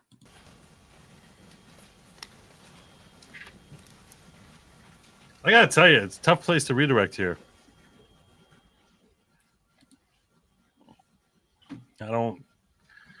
There's discussions. There are discussions. There were a few matters came up on cross, obviously, that I'd objected to. You won't wait here, client. You may reserve your rights to object to the entire line of testimony, but you may offer cross-examination subject to the assertion of your objection about the testimony. Thank you, Your Honor. One of the things you were asked about is finding this Facebook post, and you brought that to the court's attention after a different issue had already arisen related to a juror. Is that correct? Correct. All right. And are you technically capable of manufacturing a Facebook post? Is that anything that you have any capability to do? I'm not. All right. And did you ask your staff member to go see if she could find this post? I did. Did you tell her just generally what you recalled reviewing? Yes. And did you give her any further instruction other than that? No. Were you sitting behind her as she was doing this particular search or anything like that, or did she eventually report back to you? She is very, very techie. And then she reported back to me. All right. So you weren't there when she was searching anything like that? No. She was like, I couldn't find that post, but I did find this, and handed you the Facebook. All right, I'm just going to address something that's going on in the chat here, okay? So this guy in my chat, John Dalton, I don't know who this is. I don't know anything about this John Dalton. I don't know if he's legitimate. I don't know if he's a scammer. Apparently, there's someone in my chat named John Dalton who decided he's going to come in here and ask for money purportedly because he's out of gas. To me, this is a very weird thing. I've never seen anyone do this in my chat before. I don't know this guy. For all I know, he is a scammer. For all I know, he's telling the truth. There are some people in the chat who are saying that he's a scammer, and he does this in a lot of chats. I don't know. They might be accurate in that. They may not be. I'm not deleting it because I don't know that it's false. I also definitely am not telling you that it's true because I definitely don't know that either. So that is my position on it. As long as he's not spamming, I'm not violating rules of Facebook, rules of YouTube, which I don't think he's doing either of those. I'm not going to be deleting his comments or his posts, but I am aware of it happening, and I'm just making it clear for the record. I am not supporting him. I am not endorsing his comments, and I'm not saying they're accurate. I'm not saying they're inaccurate. I'm telling you the truth, which is I have no idea. So you can do with that with that information, whatever you feel is most appropriate. You want to help him out because if you trust him, that's fine. You think he's a scammer and he's in multiple chats, you might be right on that too. I don't know. I have no idea. Waters gives me Binger vibes. Yeah, I get the same thing from him also. It seems a little strange to me that I'm going to tell you this, that he has a name of I am the real as if like, no, I'm not really a scammer. That's a poor choice. That's a poor choice, John. That's a poor choice. Sounds like you doth protest too much. Just saying. I'm just saying. And I also will say this: hit the freaking like button. Thank you, and subscribe. Somehow I went down 4 subscribers over the last month. God only knows how. Is that correct? And then you provided that to Judge Newman, and ultimately it was provided to the parties. Is that correct? Correct. All right. You were asked about conversations that you had with the forelady. Did those involve logistical issues and things like that for the jury? The conversations with the forelady was everything. There was nothing regarding the defendant and this trial. All right. So they were logistical issues, not anything to do with the substance of the trial. Is that correct? Absolutely. Yes.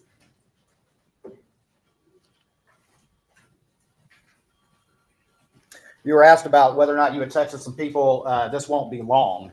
Was that at all in any way based on any conversation you had with a juror as to their internal thinking or anything like that? Or was that just your assessment being an experienced person in the court? Absolutely not. It was based on just your assessments? Just my assessments, yes. Did you ever communicate with the jurors on how long they would be, or did any juror ever tell you how long they thought they would be? I never talked to any jurors about anything like that. You were asked about your book, and I don't want to get into too much detail about that, but you were asked about some of the assertions that you made in the book, and you were asked if these were lies. Were they lies? I don't want to get too much into it because there's not a lot of good stuff there. Were they ultimately things that were based on inferences from newspapers and community stories? You are leading by, this is your witness, Mr. Waters, so please ask a direct question. Thank you. And that's a great place to bring up leading, because it's like basically you're trying to feed her an answer, and it's an answer she wouldn't necessarily come up with on her own. So that's a great place for him to do that. Some of the statements that you were asked about in your book, were they lies or were they based on your inferences from just general community knowledge and things that you had researched and knew? Still leading. Oh, look at that. I'm on the same page as Harpoolian. Thank you. He's right about that, Mr. Waters. Just ask a direct question. Did you lie in your book? Still leading. No, I did not. Thank you. You were asked about when you told the jury to pay attention. When you asked that question, did you also mention anything about we got coffee for you or things still leading like that? I knew that Mr. Bill would take care of that. And the jurors knew too. Coffee, we had done some Dunkin' Donut runs. We had provided coffee, different other things to help stay awake in the cold courtroom that we found ourselves in. And so I knew anything that they needed, Mr. Bill would see that they got, because that's what he did. At any time, did you have any conversation with any juror in which you tried to influence their decision? I did not have a conversation with any juror about anything related to this case. Nothing further, Your Honor. All right. Ms. Hill? I want you to turn your attention to a hearing that Judge Newman had about the alternate who was dismissed, sometimes called the egg juror. Do you recall that hearing? Yes, ma'am.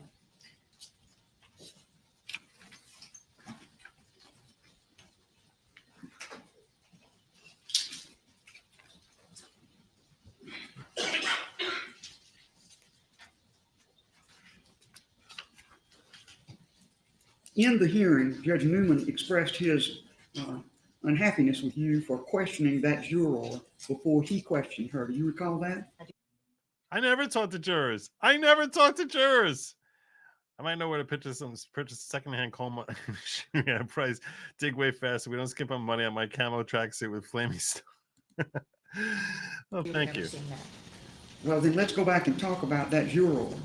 You on examination in this courtroom, you said that she talked about a lot of things to you, but you didn't ask her any questions. But that's not completely accurate, is it? Yes, ma'am, that is true. Well, you asked her direct questions, and that came out in the hearing that Judge Newman had. You asked her questions before she was even examined by the judge, did you not? Your Honor, I did not ask her any questions. Well, Judge Newman thought you did.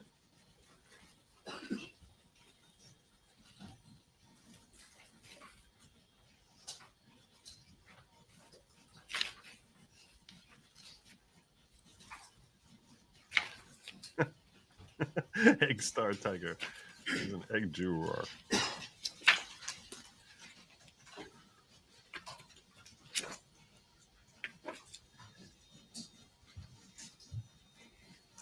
The juror was examined by the judge in a hearing. Do you recall that hearing? It's the second hearing on this matter. I do recall that hearing, yes. And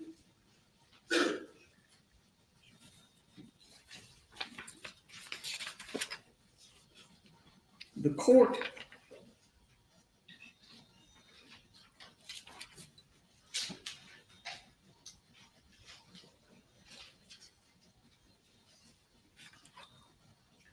asked you about, the court asked this juror about postings on Facebook, did he not?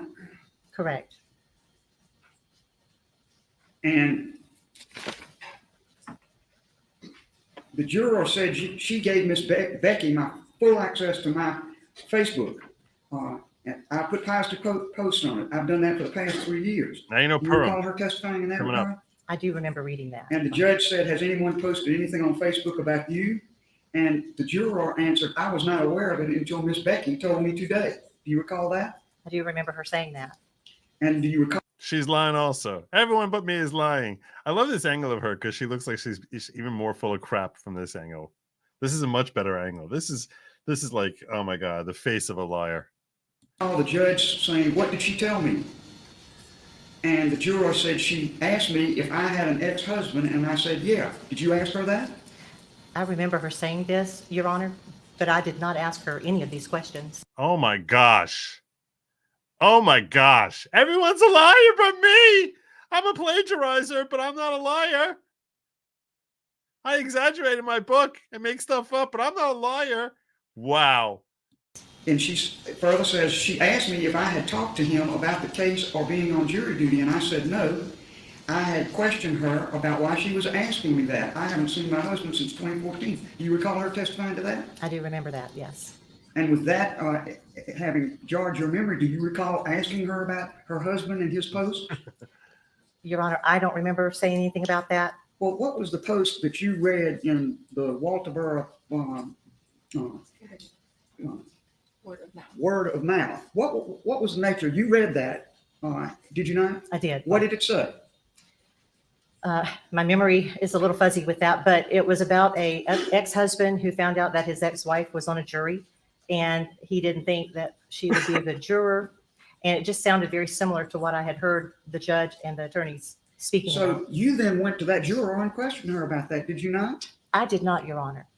Well, she says in this testimony that she didn't know about the Facebook until Miss Becky told me. Was that incorrect?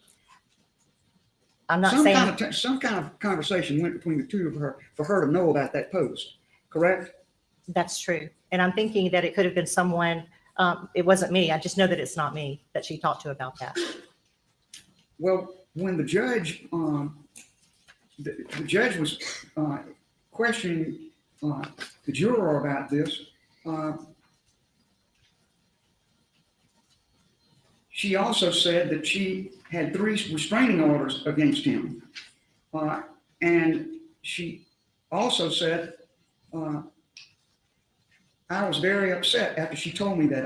Like I said, I have 3 restraining orders against him, and I wouldn't have anything to do with him if I didn't have a child with him. But I haven't seen him since 2014. Y'all didn't discuss that, the restraining orders?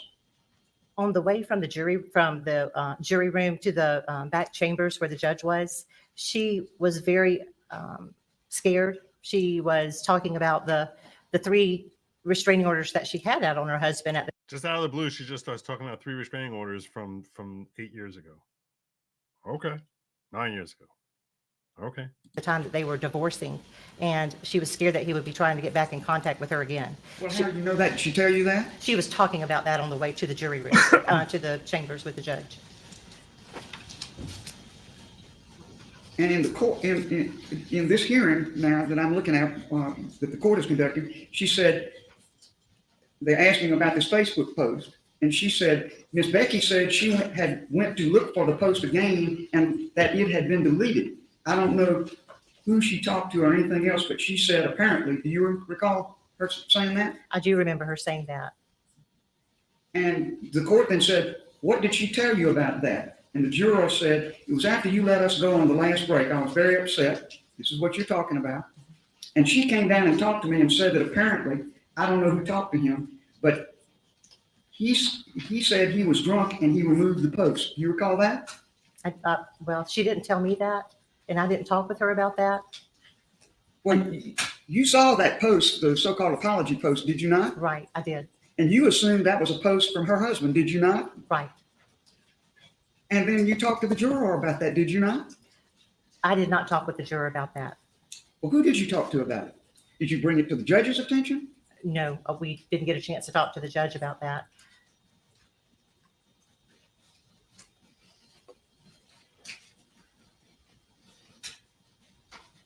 She's so many lies she's caught in. The court asked this juror, has the clerk discussed anything about the case with anyone on the jury? The juror said, not that I'm aware of. The judge said, okay, she was just discussing with juror. She pulled me aside when we went downstairs after the last break. I want to say it was after lunch, and we came back. And that's when she first told me about it, about this, what we now know was not a post from her husband. Right. But you assumed it was a post at the time, and y'all had a conversation about it, correct? Don't that just nod, answer the question. Yes, sir. Yes, ma'am. I believe that it was one of my staff that she talked to, but it was not me. Just nodded. But the juror says, and I want to say it was after lunch we came back, and that's when she first told me about it. She's talking about you. Correct. Then we went back into the court, and I never even got to sit on the jury. The judge says, the judge then stops the questioning, and she exits the room. Mr. Griffin, Your Honor, I think that satisfies it. She hadn't talked to anybody, hadn't expressed an opinion, hadn't made up an opinion. She's got an ex-husband, and she has 3 restraining orders against him. The court said, Mr. Waters, just obviously we're all invested in this. My main concern, I certainly would love to, not love to, but want to hear, what one of these individuals said. But, she answered the questions as she did, talking about the juror. They then have a colloquy about this juror and whether this was really her husband that put this post in that you talked to her about and apparently talked to the court about at some point. Am I right? That's right.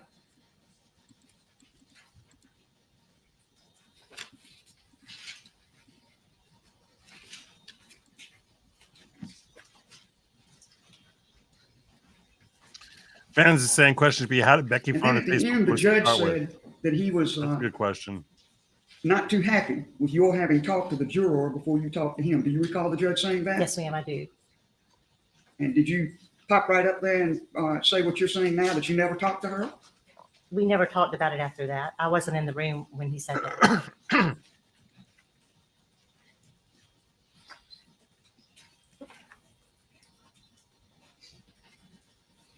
I never told him that he was wrong.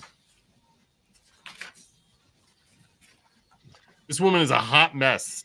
She is a hot mess.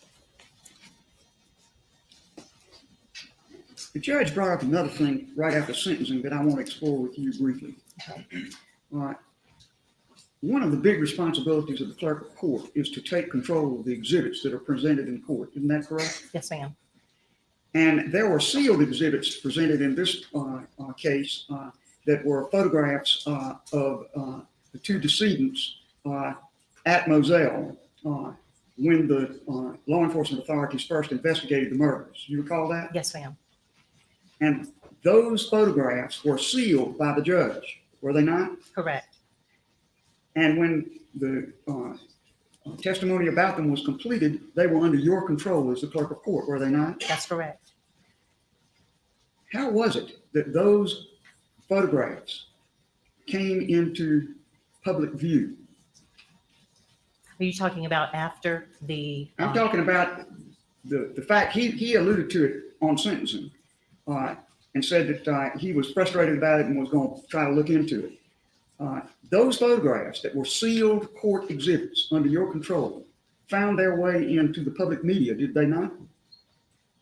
I believe they did. And I think what happened, it was someone from the gallery took a picture from a screen that had some of the pictures on it, if I'm remembering correctly.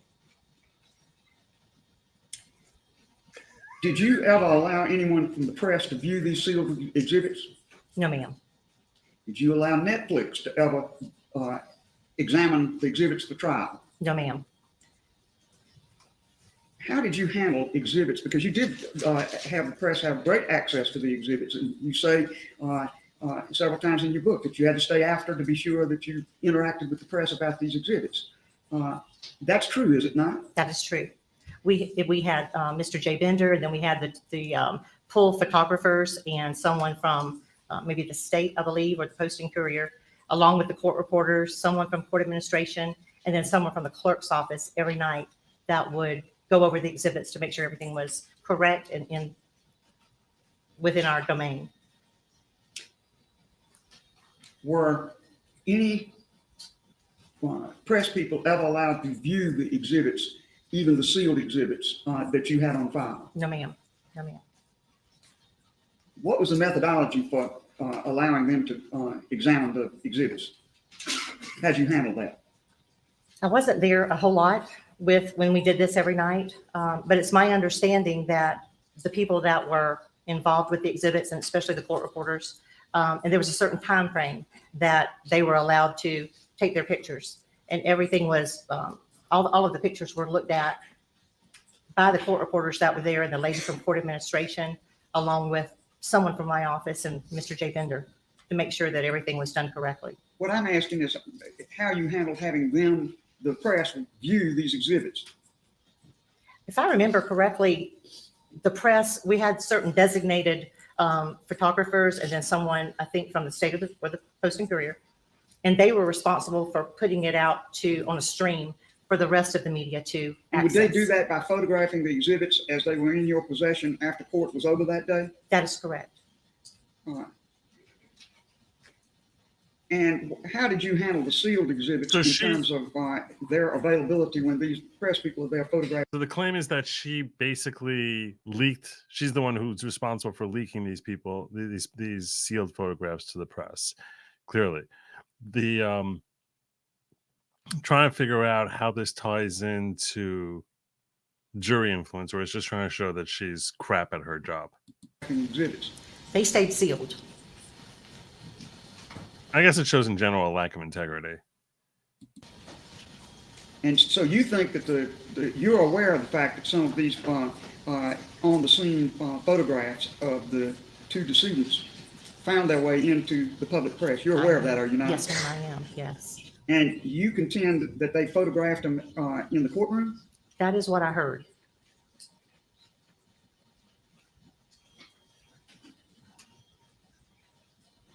All right.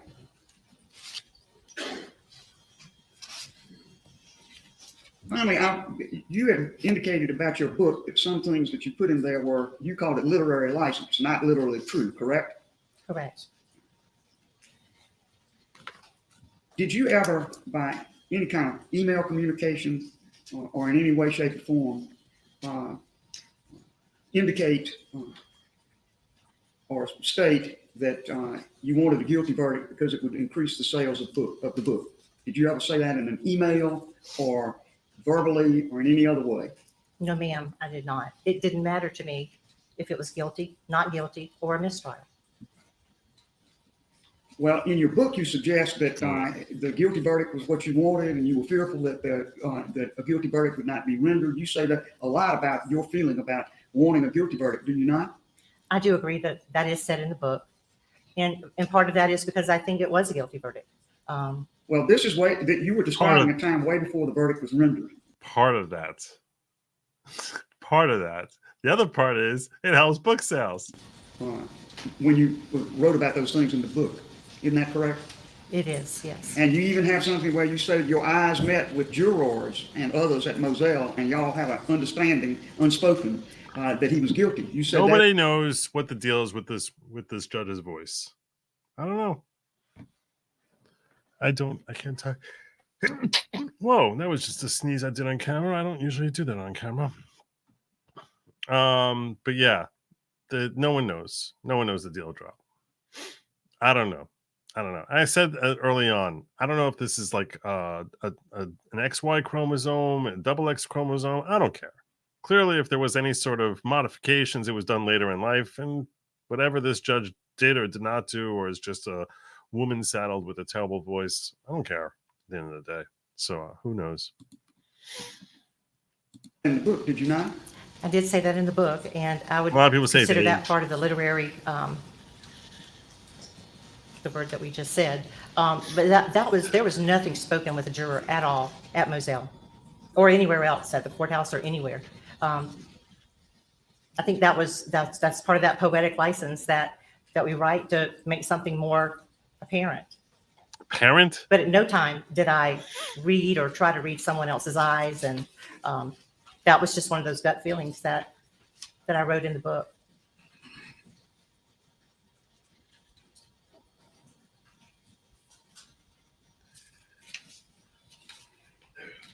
Ms. Hill, do you know what full of crap means?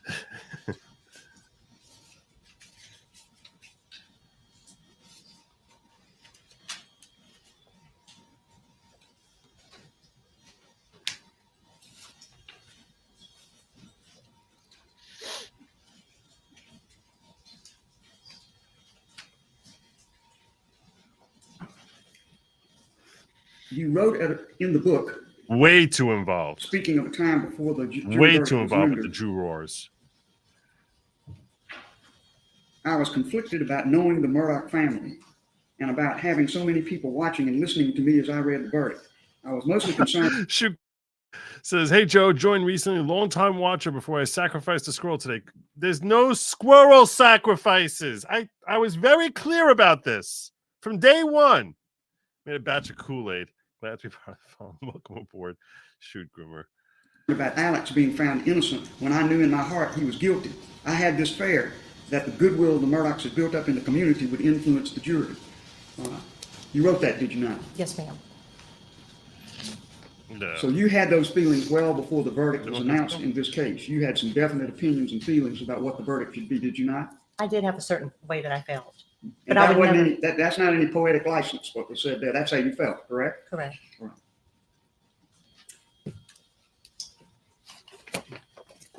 Those are my questions. Anything further from the state, Mr. Waters?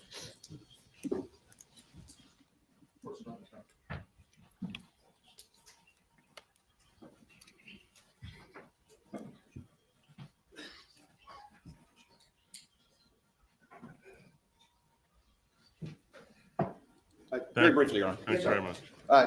You were asked a number of questions about the interactions during the in-camera proceedings with the juror who was excluded. Were you in the room during the entirety of those interactions, or just were brought in here or there as those occurred? No, I was only brought in for my asking of my questions from Judge Newman. And you were asked a little bit about sealed exhibits and about Judge Newman's comments at sentencing at the end of trial. And just to clarify, those were not pictures of any sealed exhibits. It was a picture that someone had taken in the gallery that had actually been disclosed. And that's what Judge Newman was talking about, to your understanding? That was my understanding, yes. And then after the trial, there was even a post-trial hearing or some discussion about the fact that some body cam videos had not been sealed, and Judge Newman fixed that problem after the trial. Is that correct? Correct. Nothing further, Your Honor. Just a couple questions. Mr. Harpootlian? Let me understand this correctly. You would agree that you did release all of the exhibits in this case, sealed and unsealed, to the Texas film crew. Is that correct? No, sir. Hmm? No, sir, I did not release the sealed exhibits. What about to Netflix? Didn't you indicate to the judge they'd been mistakenly released and you're getting them back? As an error, when we realized everything. Whoops. Oh my God. Oh my God. How much crap does this woman throw around? Yes, those two did go, and Netflix had not even, they said they had not even looked at them. Did you get them back? We did get them back, yes. And what about a Japanese film crew? Did they get exhibits, the sealed exhibits? They did not get any sealed exhibits. What about NBC Universal? No sealed exhibits. But you do concede that Netflix did get sealed exhibits. They did it as an error. It wasn't Who's listed. error? Well, I would say the court reporter didn't mark it on the listing.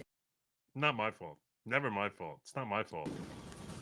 Well, why were you so accommodating to these national documentary folks? I mean, is this good for the book? I mean, the more documentaries out there about the Murdaugh thing, the better your book sales are. I mean, there was money in this for you, right?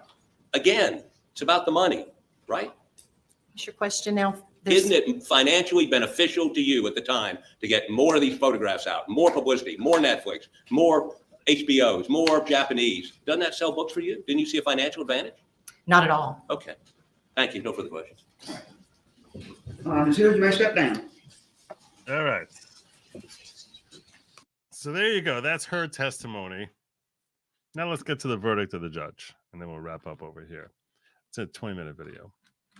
So let's take care of that. And we don't sacrifice squirrels, that's for sure. Or mutilate them. We don't do that. That's not something we do.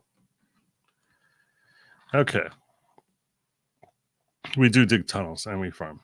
And we are also not mandatory. Not mandatory. All the claims that they're mandatory are crap. There's no mandatory tracksuits. So that's very different from cults, which in every cult they're mandatory. Let's make that clear. They're very much not mandatory. Highly recommended. Not mandatory. Not at all mandatory. Let's get into this.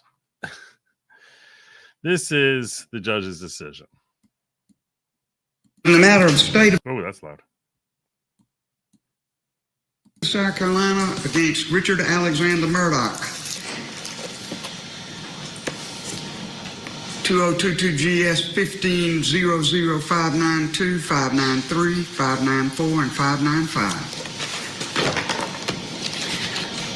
The following constitutes my ruling on this matter from the bench. This order will be supplemented, as I will explain, after proposed formal orders are received from each side in this matter. This case is unique in my 20 years of experience as a lawyer and my 35 years of experience as an active justice of the Supreme Court and a senior active trial and appellate judge.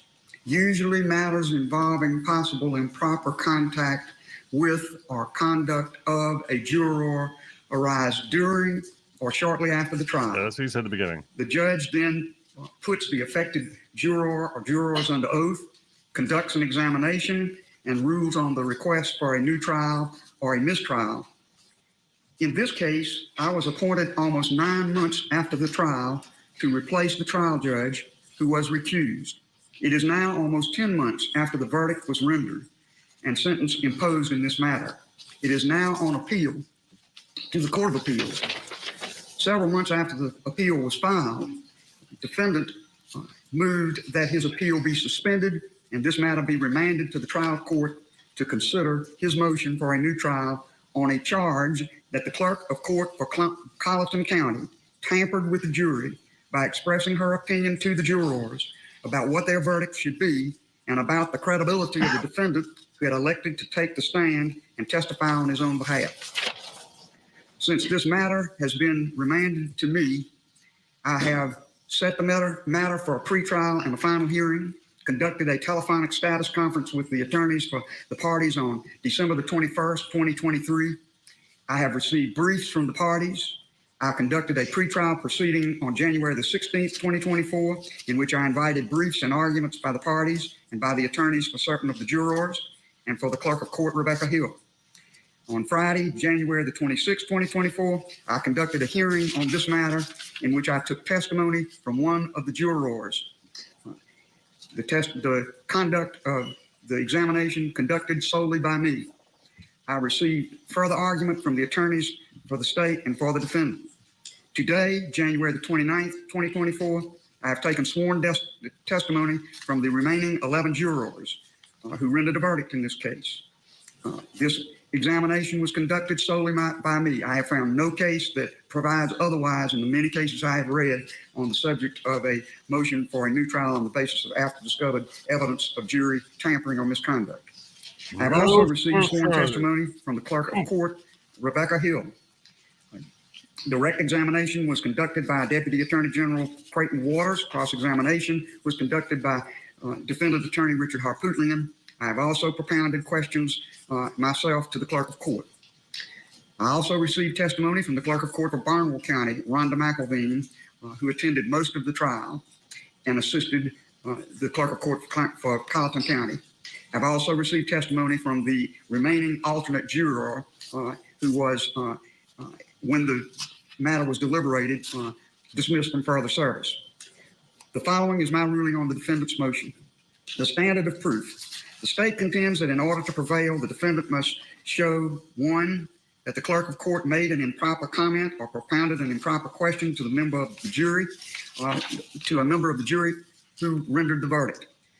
2, defendant must further show that Ms. Hill's improper comment or question actually influenced the juror's verdict, citing State v. Green, State v. Aldred, and other opinions of our Supreme Court and other authorities. Defendant contends that he must show only that an improper question or comment was propounded to any juror by clerk of court Hill. If so proved, the defendant contends that the motion for the new trial must be granted. Defendant relies on United States v. Rimmer and many other cases. My ruling is this. On the law, the defendant has the burden of proving both the fact of the improper comment or question by the clerk of court, Rebecca Hill, to a juror or jurors, and 2. So this is important. So now the burden of proof is that you have to establish that she did make an improper comment. 2, prejudice suffered by the defendant, specifically that the Hill improper comments to the juror or jurors influenced the juror to vote to convict defendant Murdoch. So the burden of, who the burden of proof is on is a very important thing, and she's basically saying that that's her ruling. That's another issue that we can expect is going to be brought up on appeal as to who has the burden of proof. And Steve Gosney was implying that his opinion, I think he's still here in the chat, his opinion that the burden is really on the state to establish that there wasn't influence. I don't know if Steve, you see, he's already saying number 2 is the wrong legal standard. Well, I don't know. Are you talking about South Carolina law? Or are you talking like that's just like on the constitutional law that cannot be the case? I'm wondering what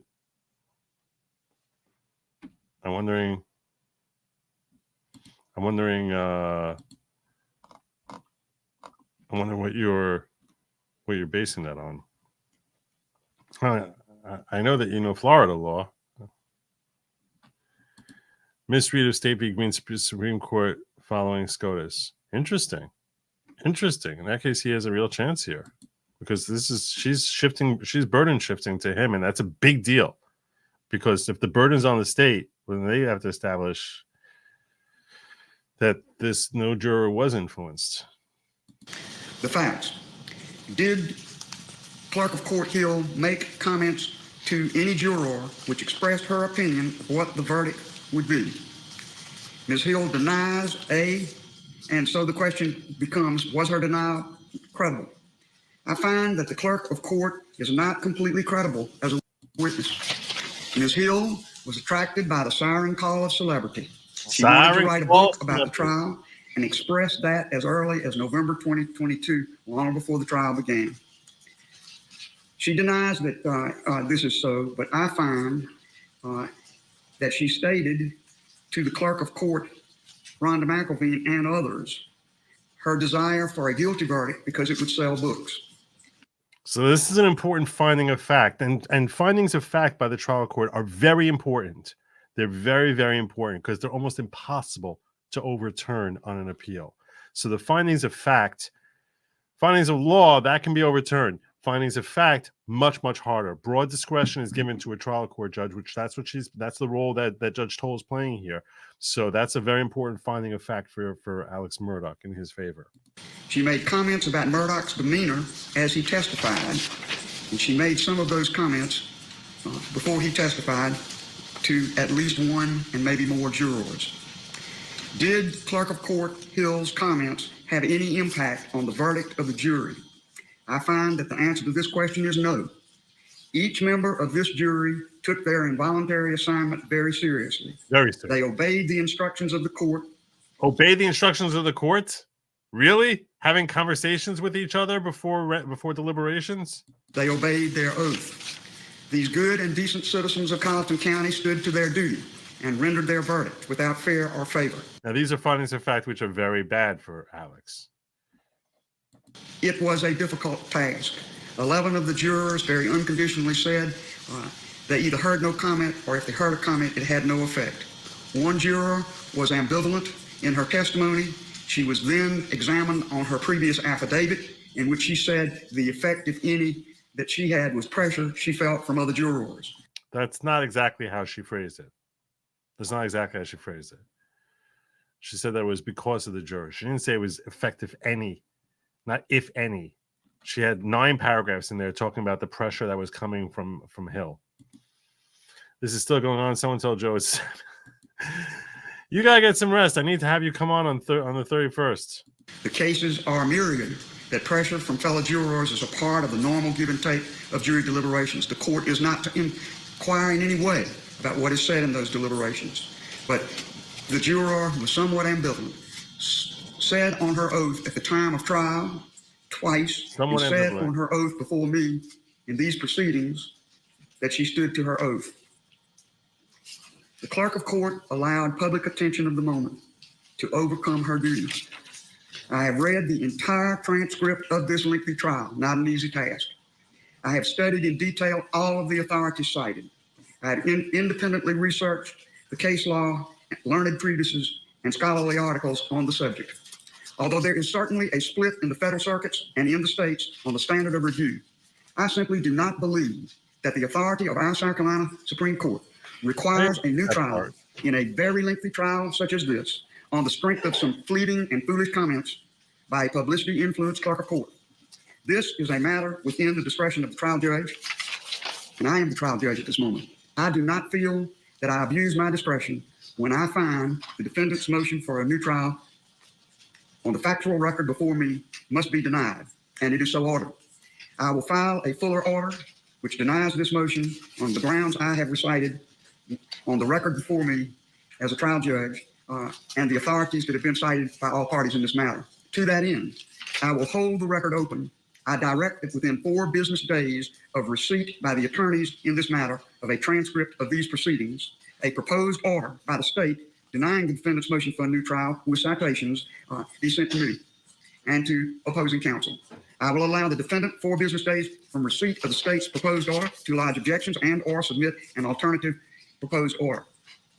Upon receipt by the court of all proposed orders, I will finalize this record, submit a written order, and I will at that time transmit the written order to the Court of Appeals, the court which has remanded this matter to me. This hearing is adjourned. Thank you, Your Honor. Thank you. Let me say this, and I should have said it before I began my order. Will y'all, hey, members of the audience, would you just be patient with me for one more minute? Please keep your seats.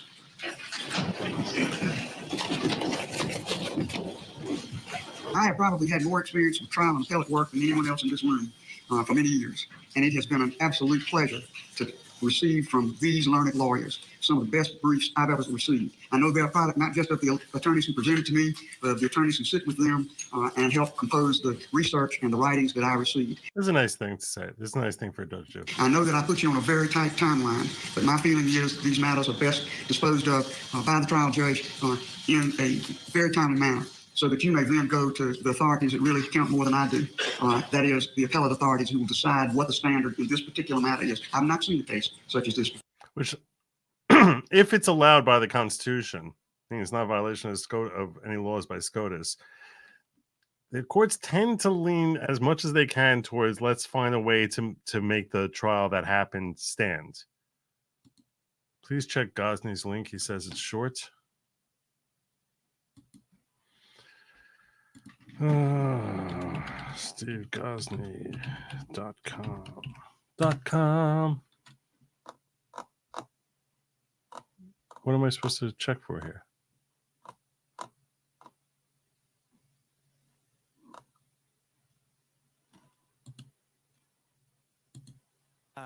Let's read this Gosney. I'm not sure what I'm supposed to see there. Now what?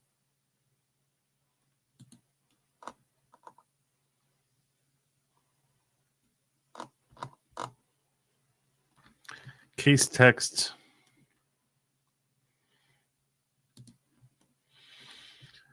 Okay, let's try to do this. I'm going to try to type in your long thing here.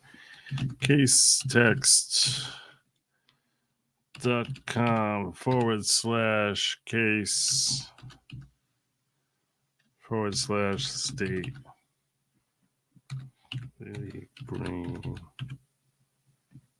dash 111833.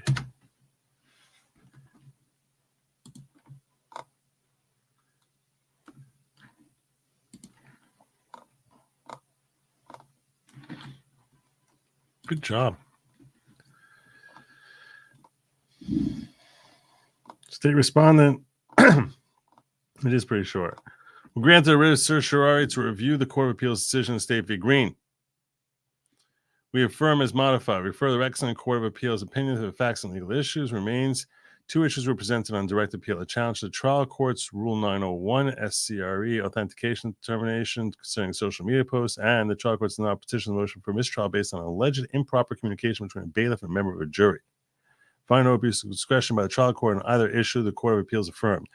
We carefully review petitioner's challenges in light of the record and applicable law for the reasons set forth by the Court of Appeals. We affirm.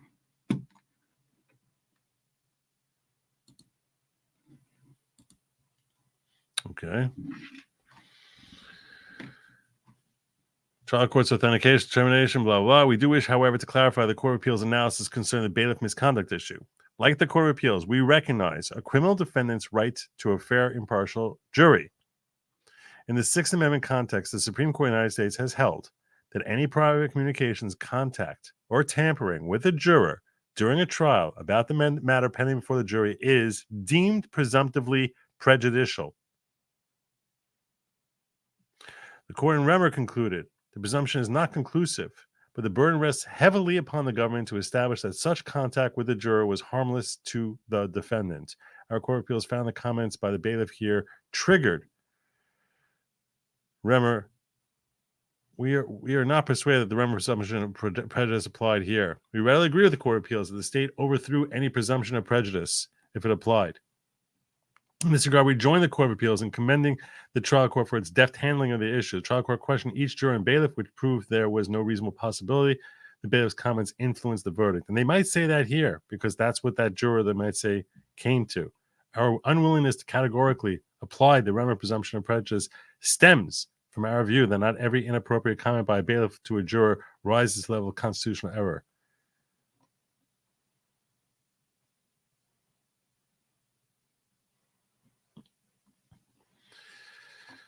Yeah.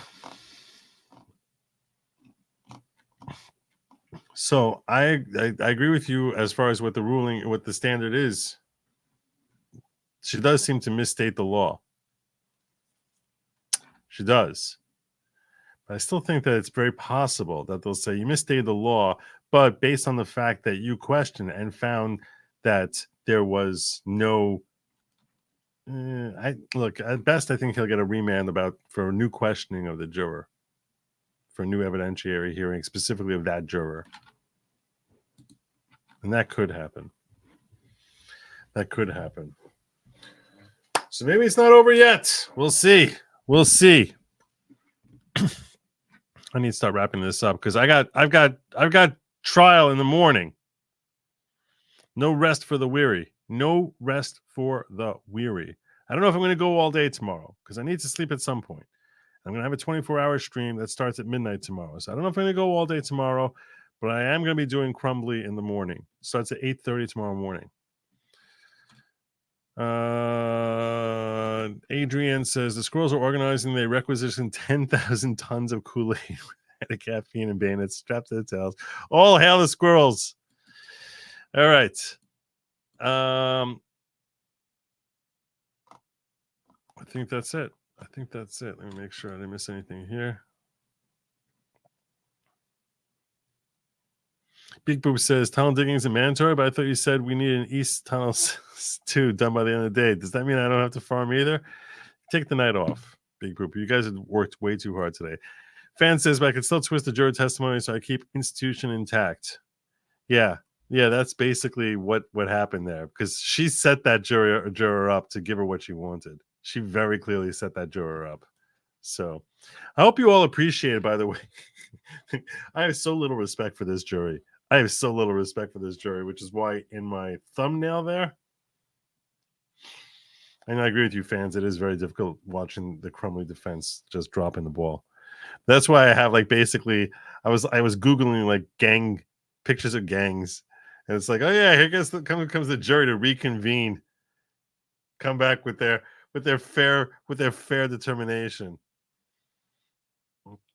And their work got blessings from the court today. So now we see how she got there. A lot of people love this judge. It's okay. It's okay. Not bad. Much better than Newsom. That's a very low yardstick. Very low yardstick. I'm not as crazy about the judge as everyone else is. I'm not trying to besmirch the judge. Did pretty good work in seeing through Hill. That's definitely something. You know, good questioning there. I feel as if she set stuff up here to get the decision she wanted with the way she set that question up, and she really pushed around where Arpulian said, "Hey, we want this to refresh the juror's recollection," and all of a sudden that became evidence that she used to basically screw Alex Murdaugh and basically say you're cooked. No, I don't know about that. But there's broad discretion to a trial judge. I grant that. So I'm not saying she's a bad judge. I'm not saying that at all. I'm just saying Judge Newman was pretty bad. It's pretty bad. I had a lot of problems with Judge Newman. She's much better than Judge Newman. I'm not putting this in like, top 10 judges I've ever seen. A long way from that. Anyway, that is our show. It's time for Mr. Muir to start landing my plane. I thank you all for participating here. Please make sure you hit like and subscribe. All right?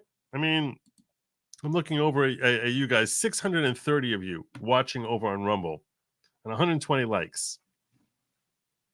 We can do it. I managed to cross the 10,000 threshold on Rumble and didn't even make mention. I was thinking I'd make a little party. I'll make that part of my party on my Wednesday 24-hour stream. But a little love at least in hitting the like would be nice. That would be nice. Appreciate you guys. Thank you so much in the Rumble ghetto. And I will see you all. But yeah, I'm not crazy about this judge. I'm like, it's okay. It's all right. It's okay. Not terrible. I've seen much worse. This is a little bit really trying. She found a way to get what she wanted in the end, despite seeing through Becky Hill. So, I don't know. All right, that's my show. Tomorrow, 8:30, Crumbly. Don't be late. Even if I am, I'm going to try not to be late. I'm probably not going to be late. 8:30 tomorrow morning, Jennifer Crumbly. We're going to sit there. I'm going to be rooting that defense attorney on. I'm going to be rooting her on to try and help her. She needs help, and I'm going to try to help her. I'm going to do everything I can to try to help the Jennifer Crumbly defense attorney. Maybe I'll like be texting her. I got to get her number and just be texting her, being like, no, object, freaking object. I don't know. We'll see what we can do. That's my show, and I'm sticking to it. So remember, no matter where you are in life, be happy. Eat the bugs. And as always, my friends, see you tomorrow at 8:30. Till then, Godspeed.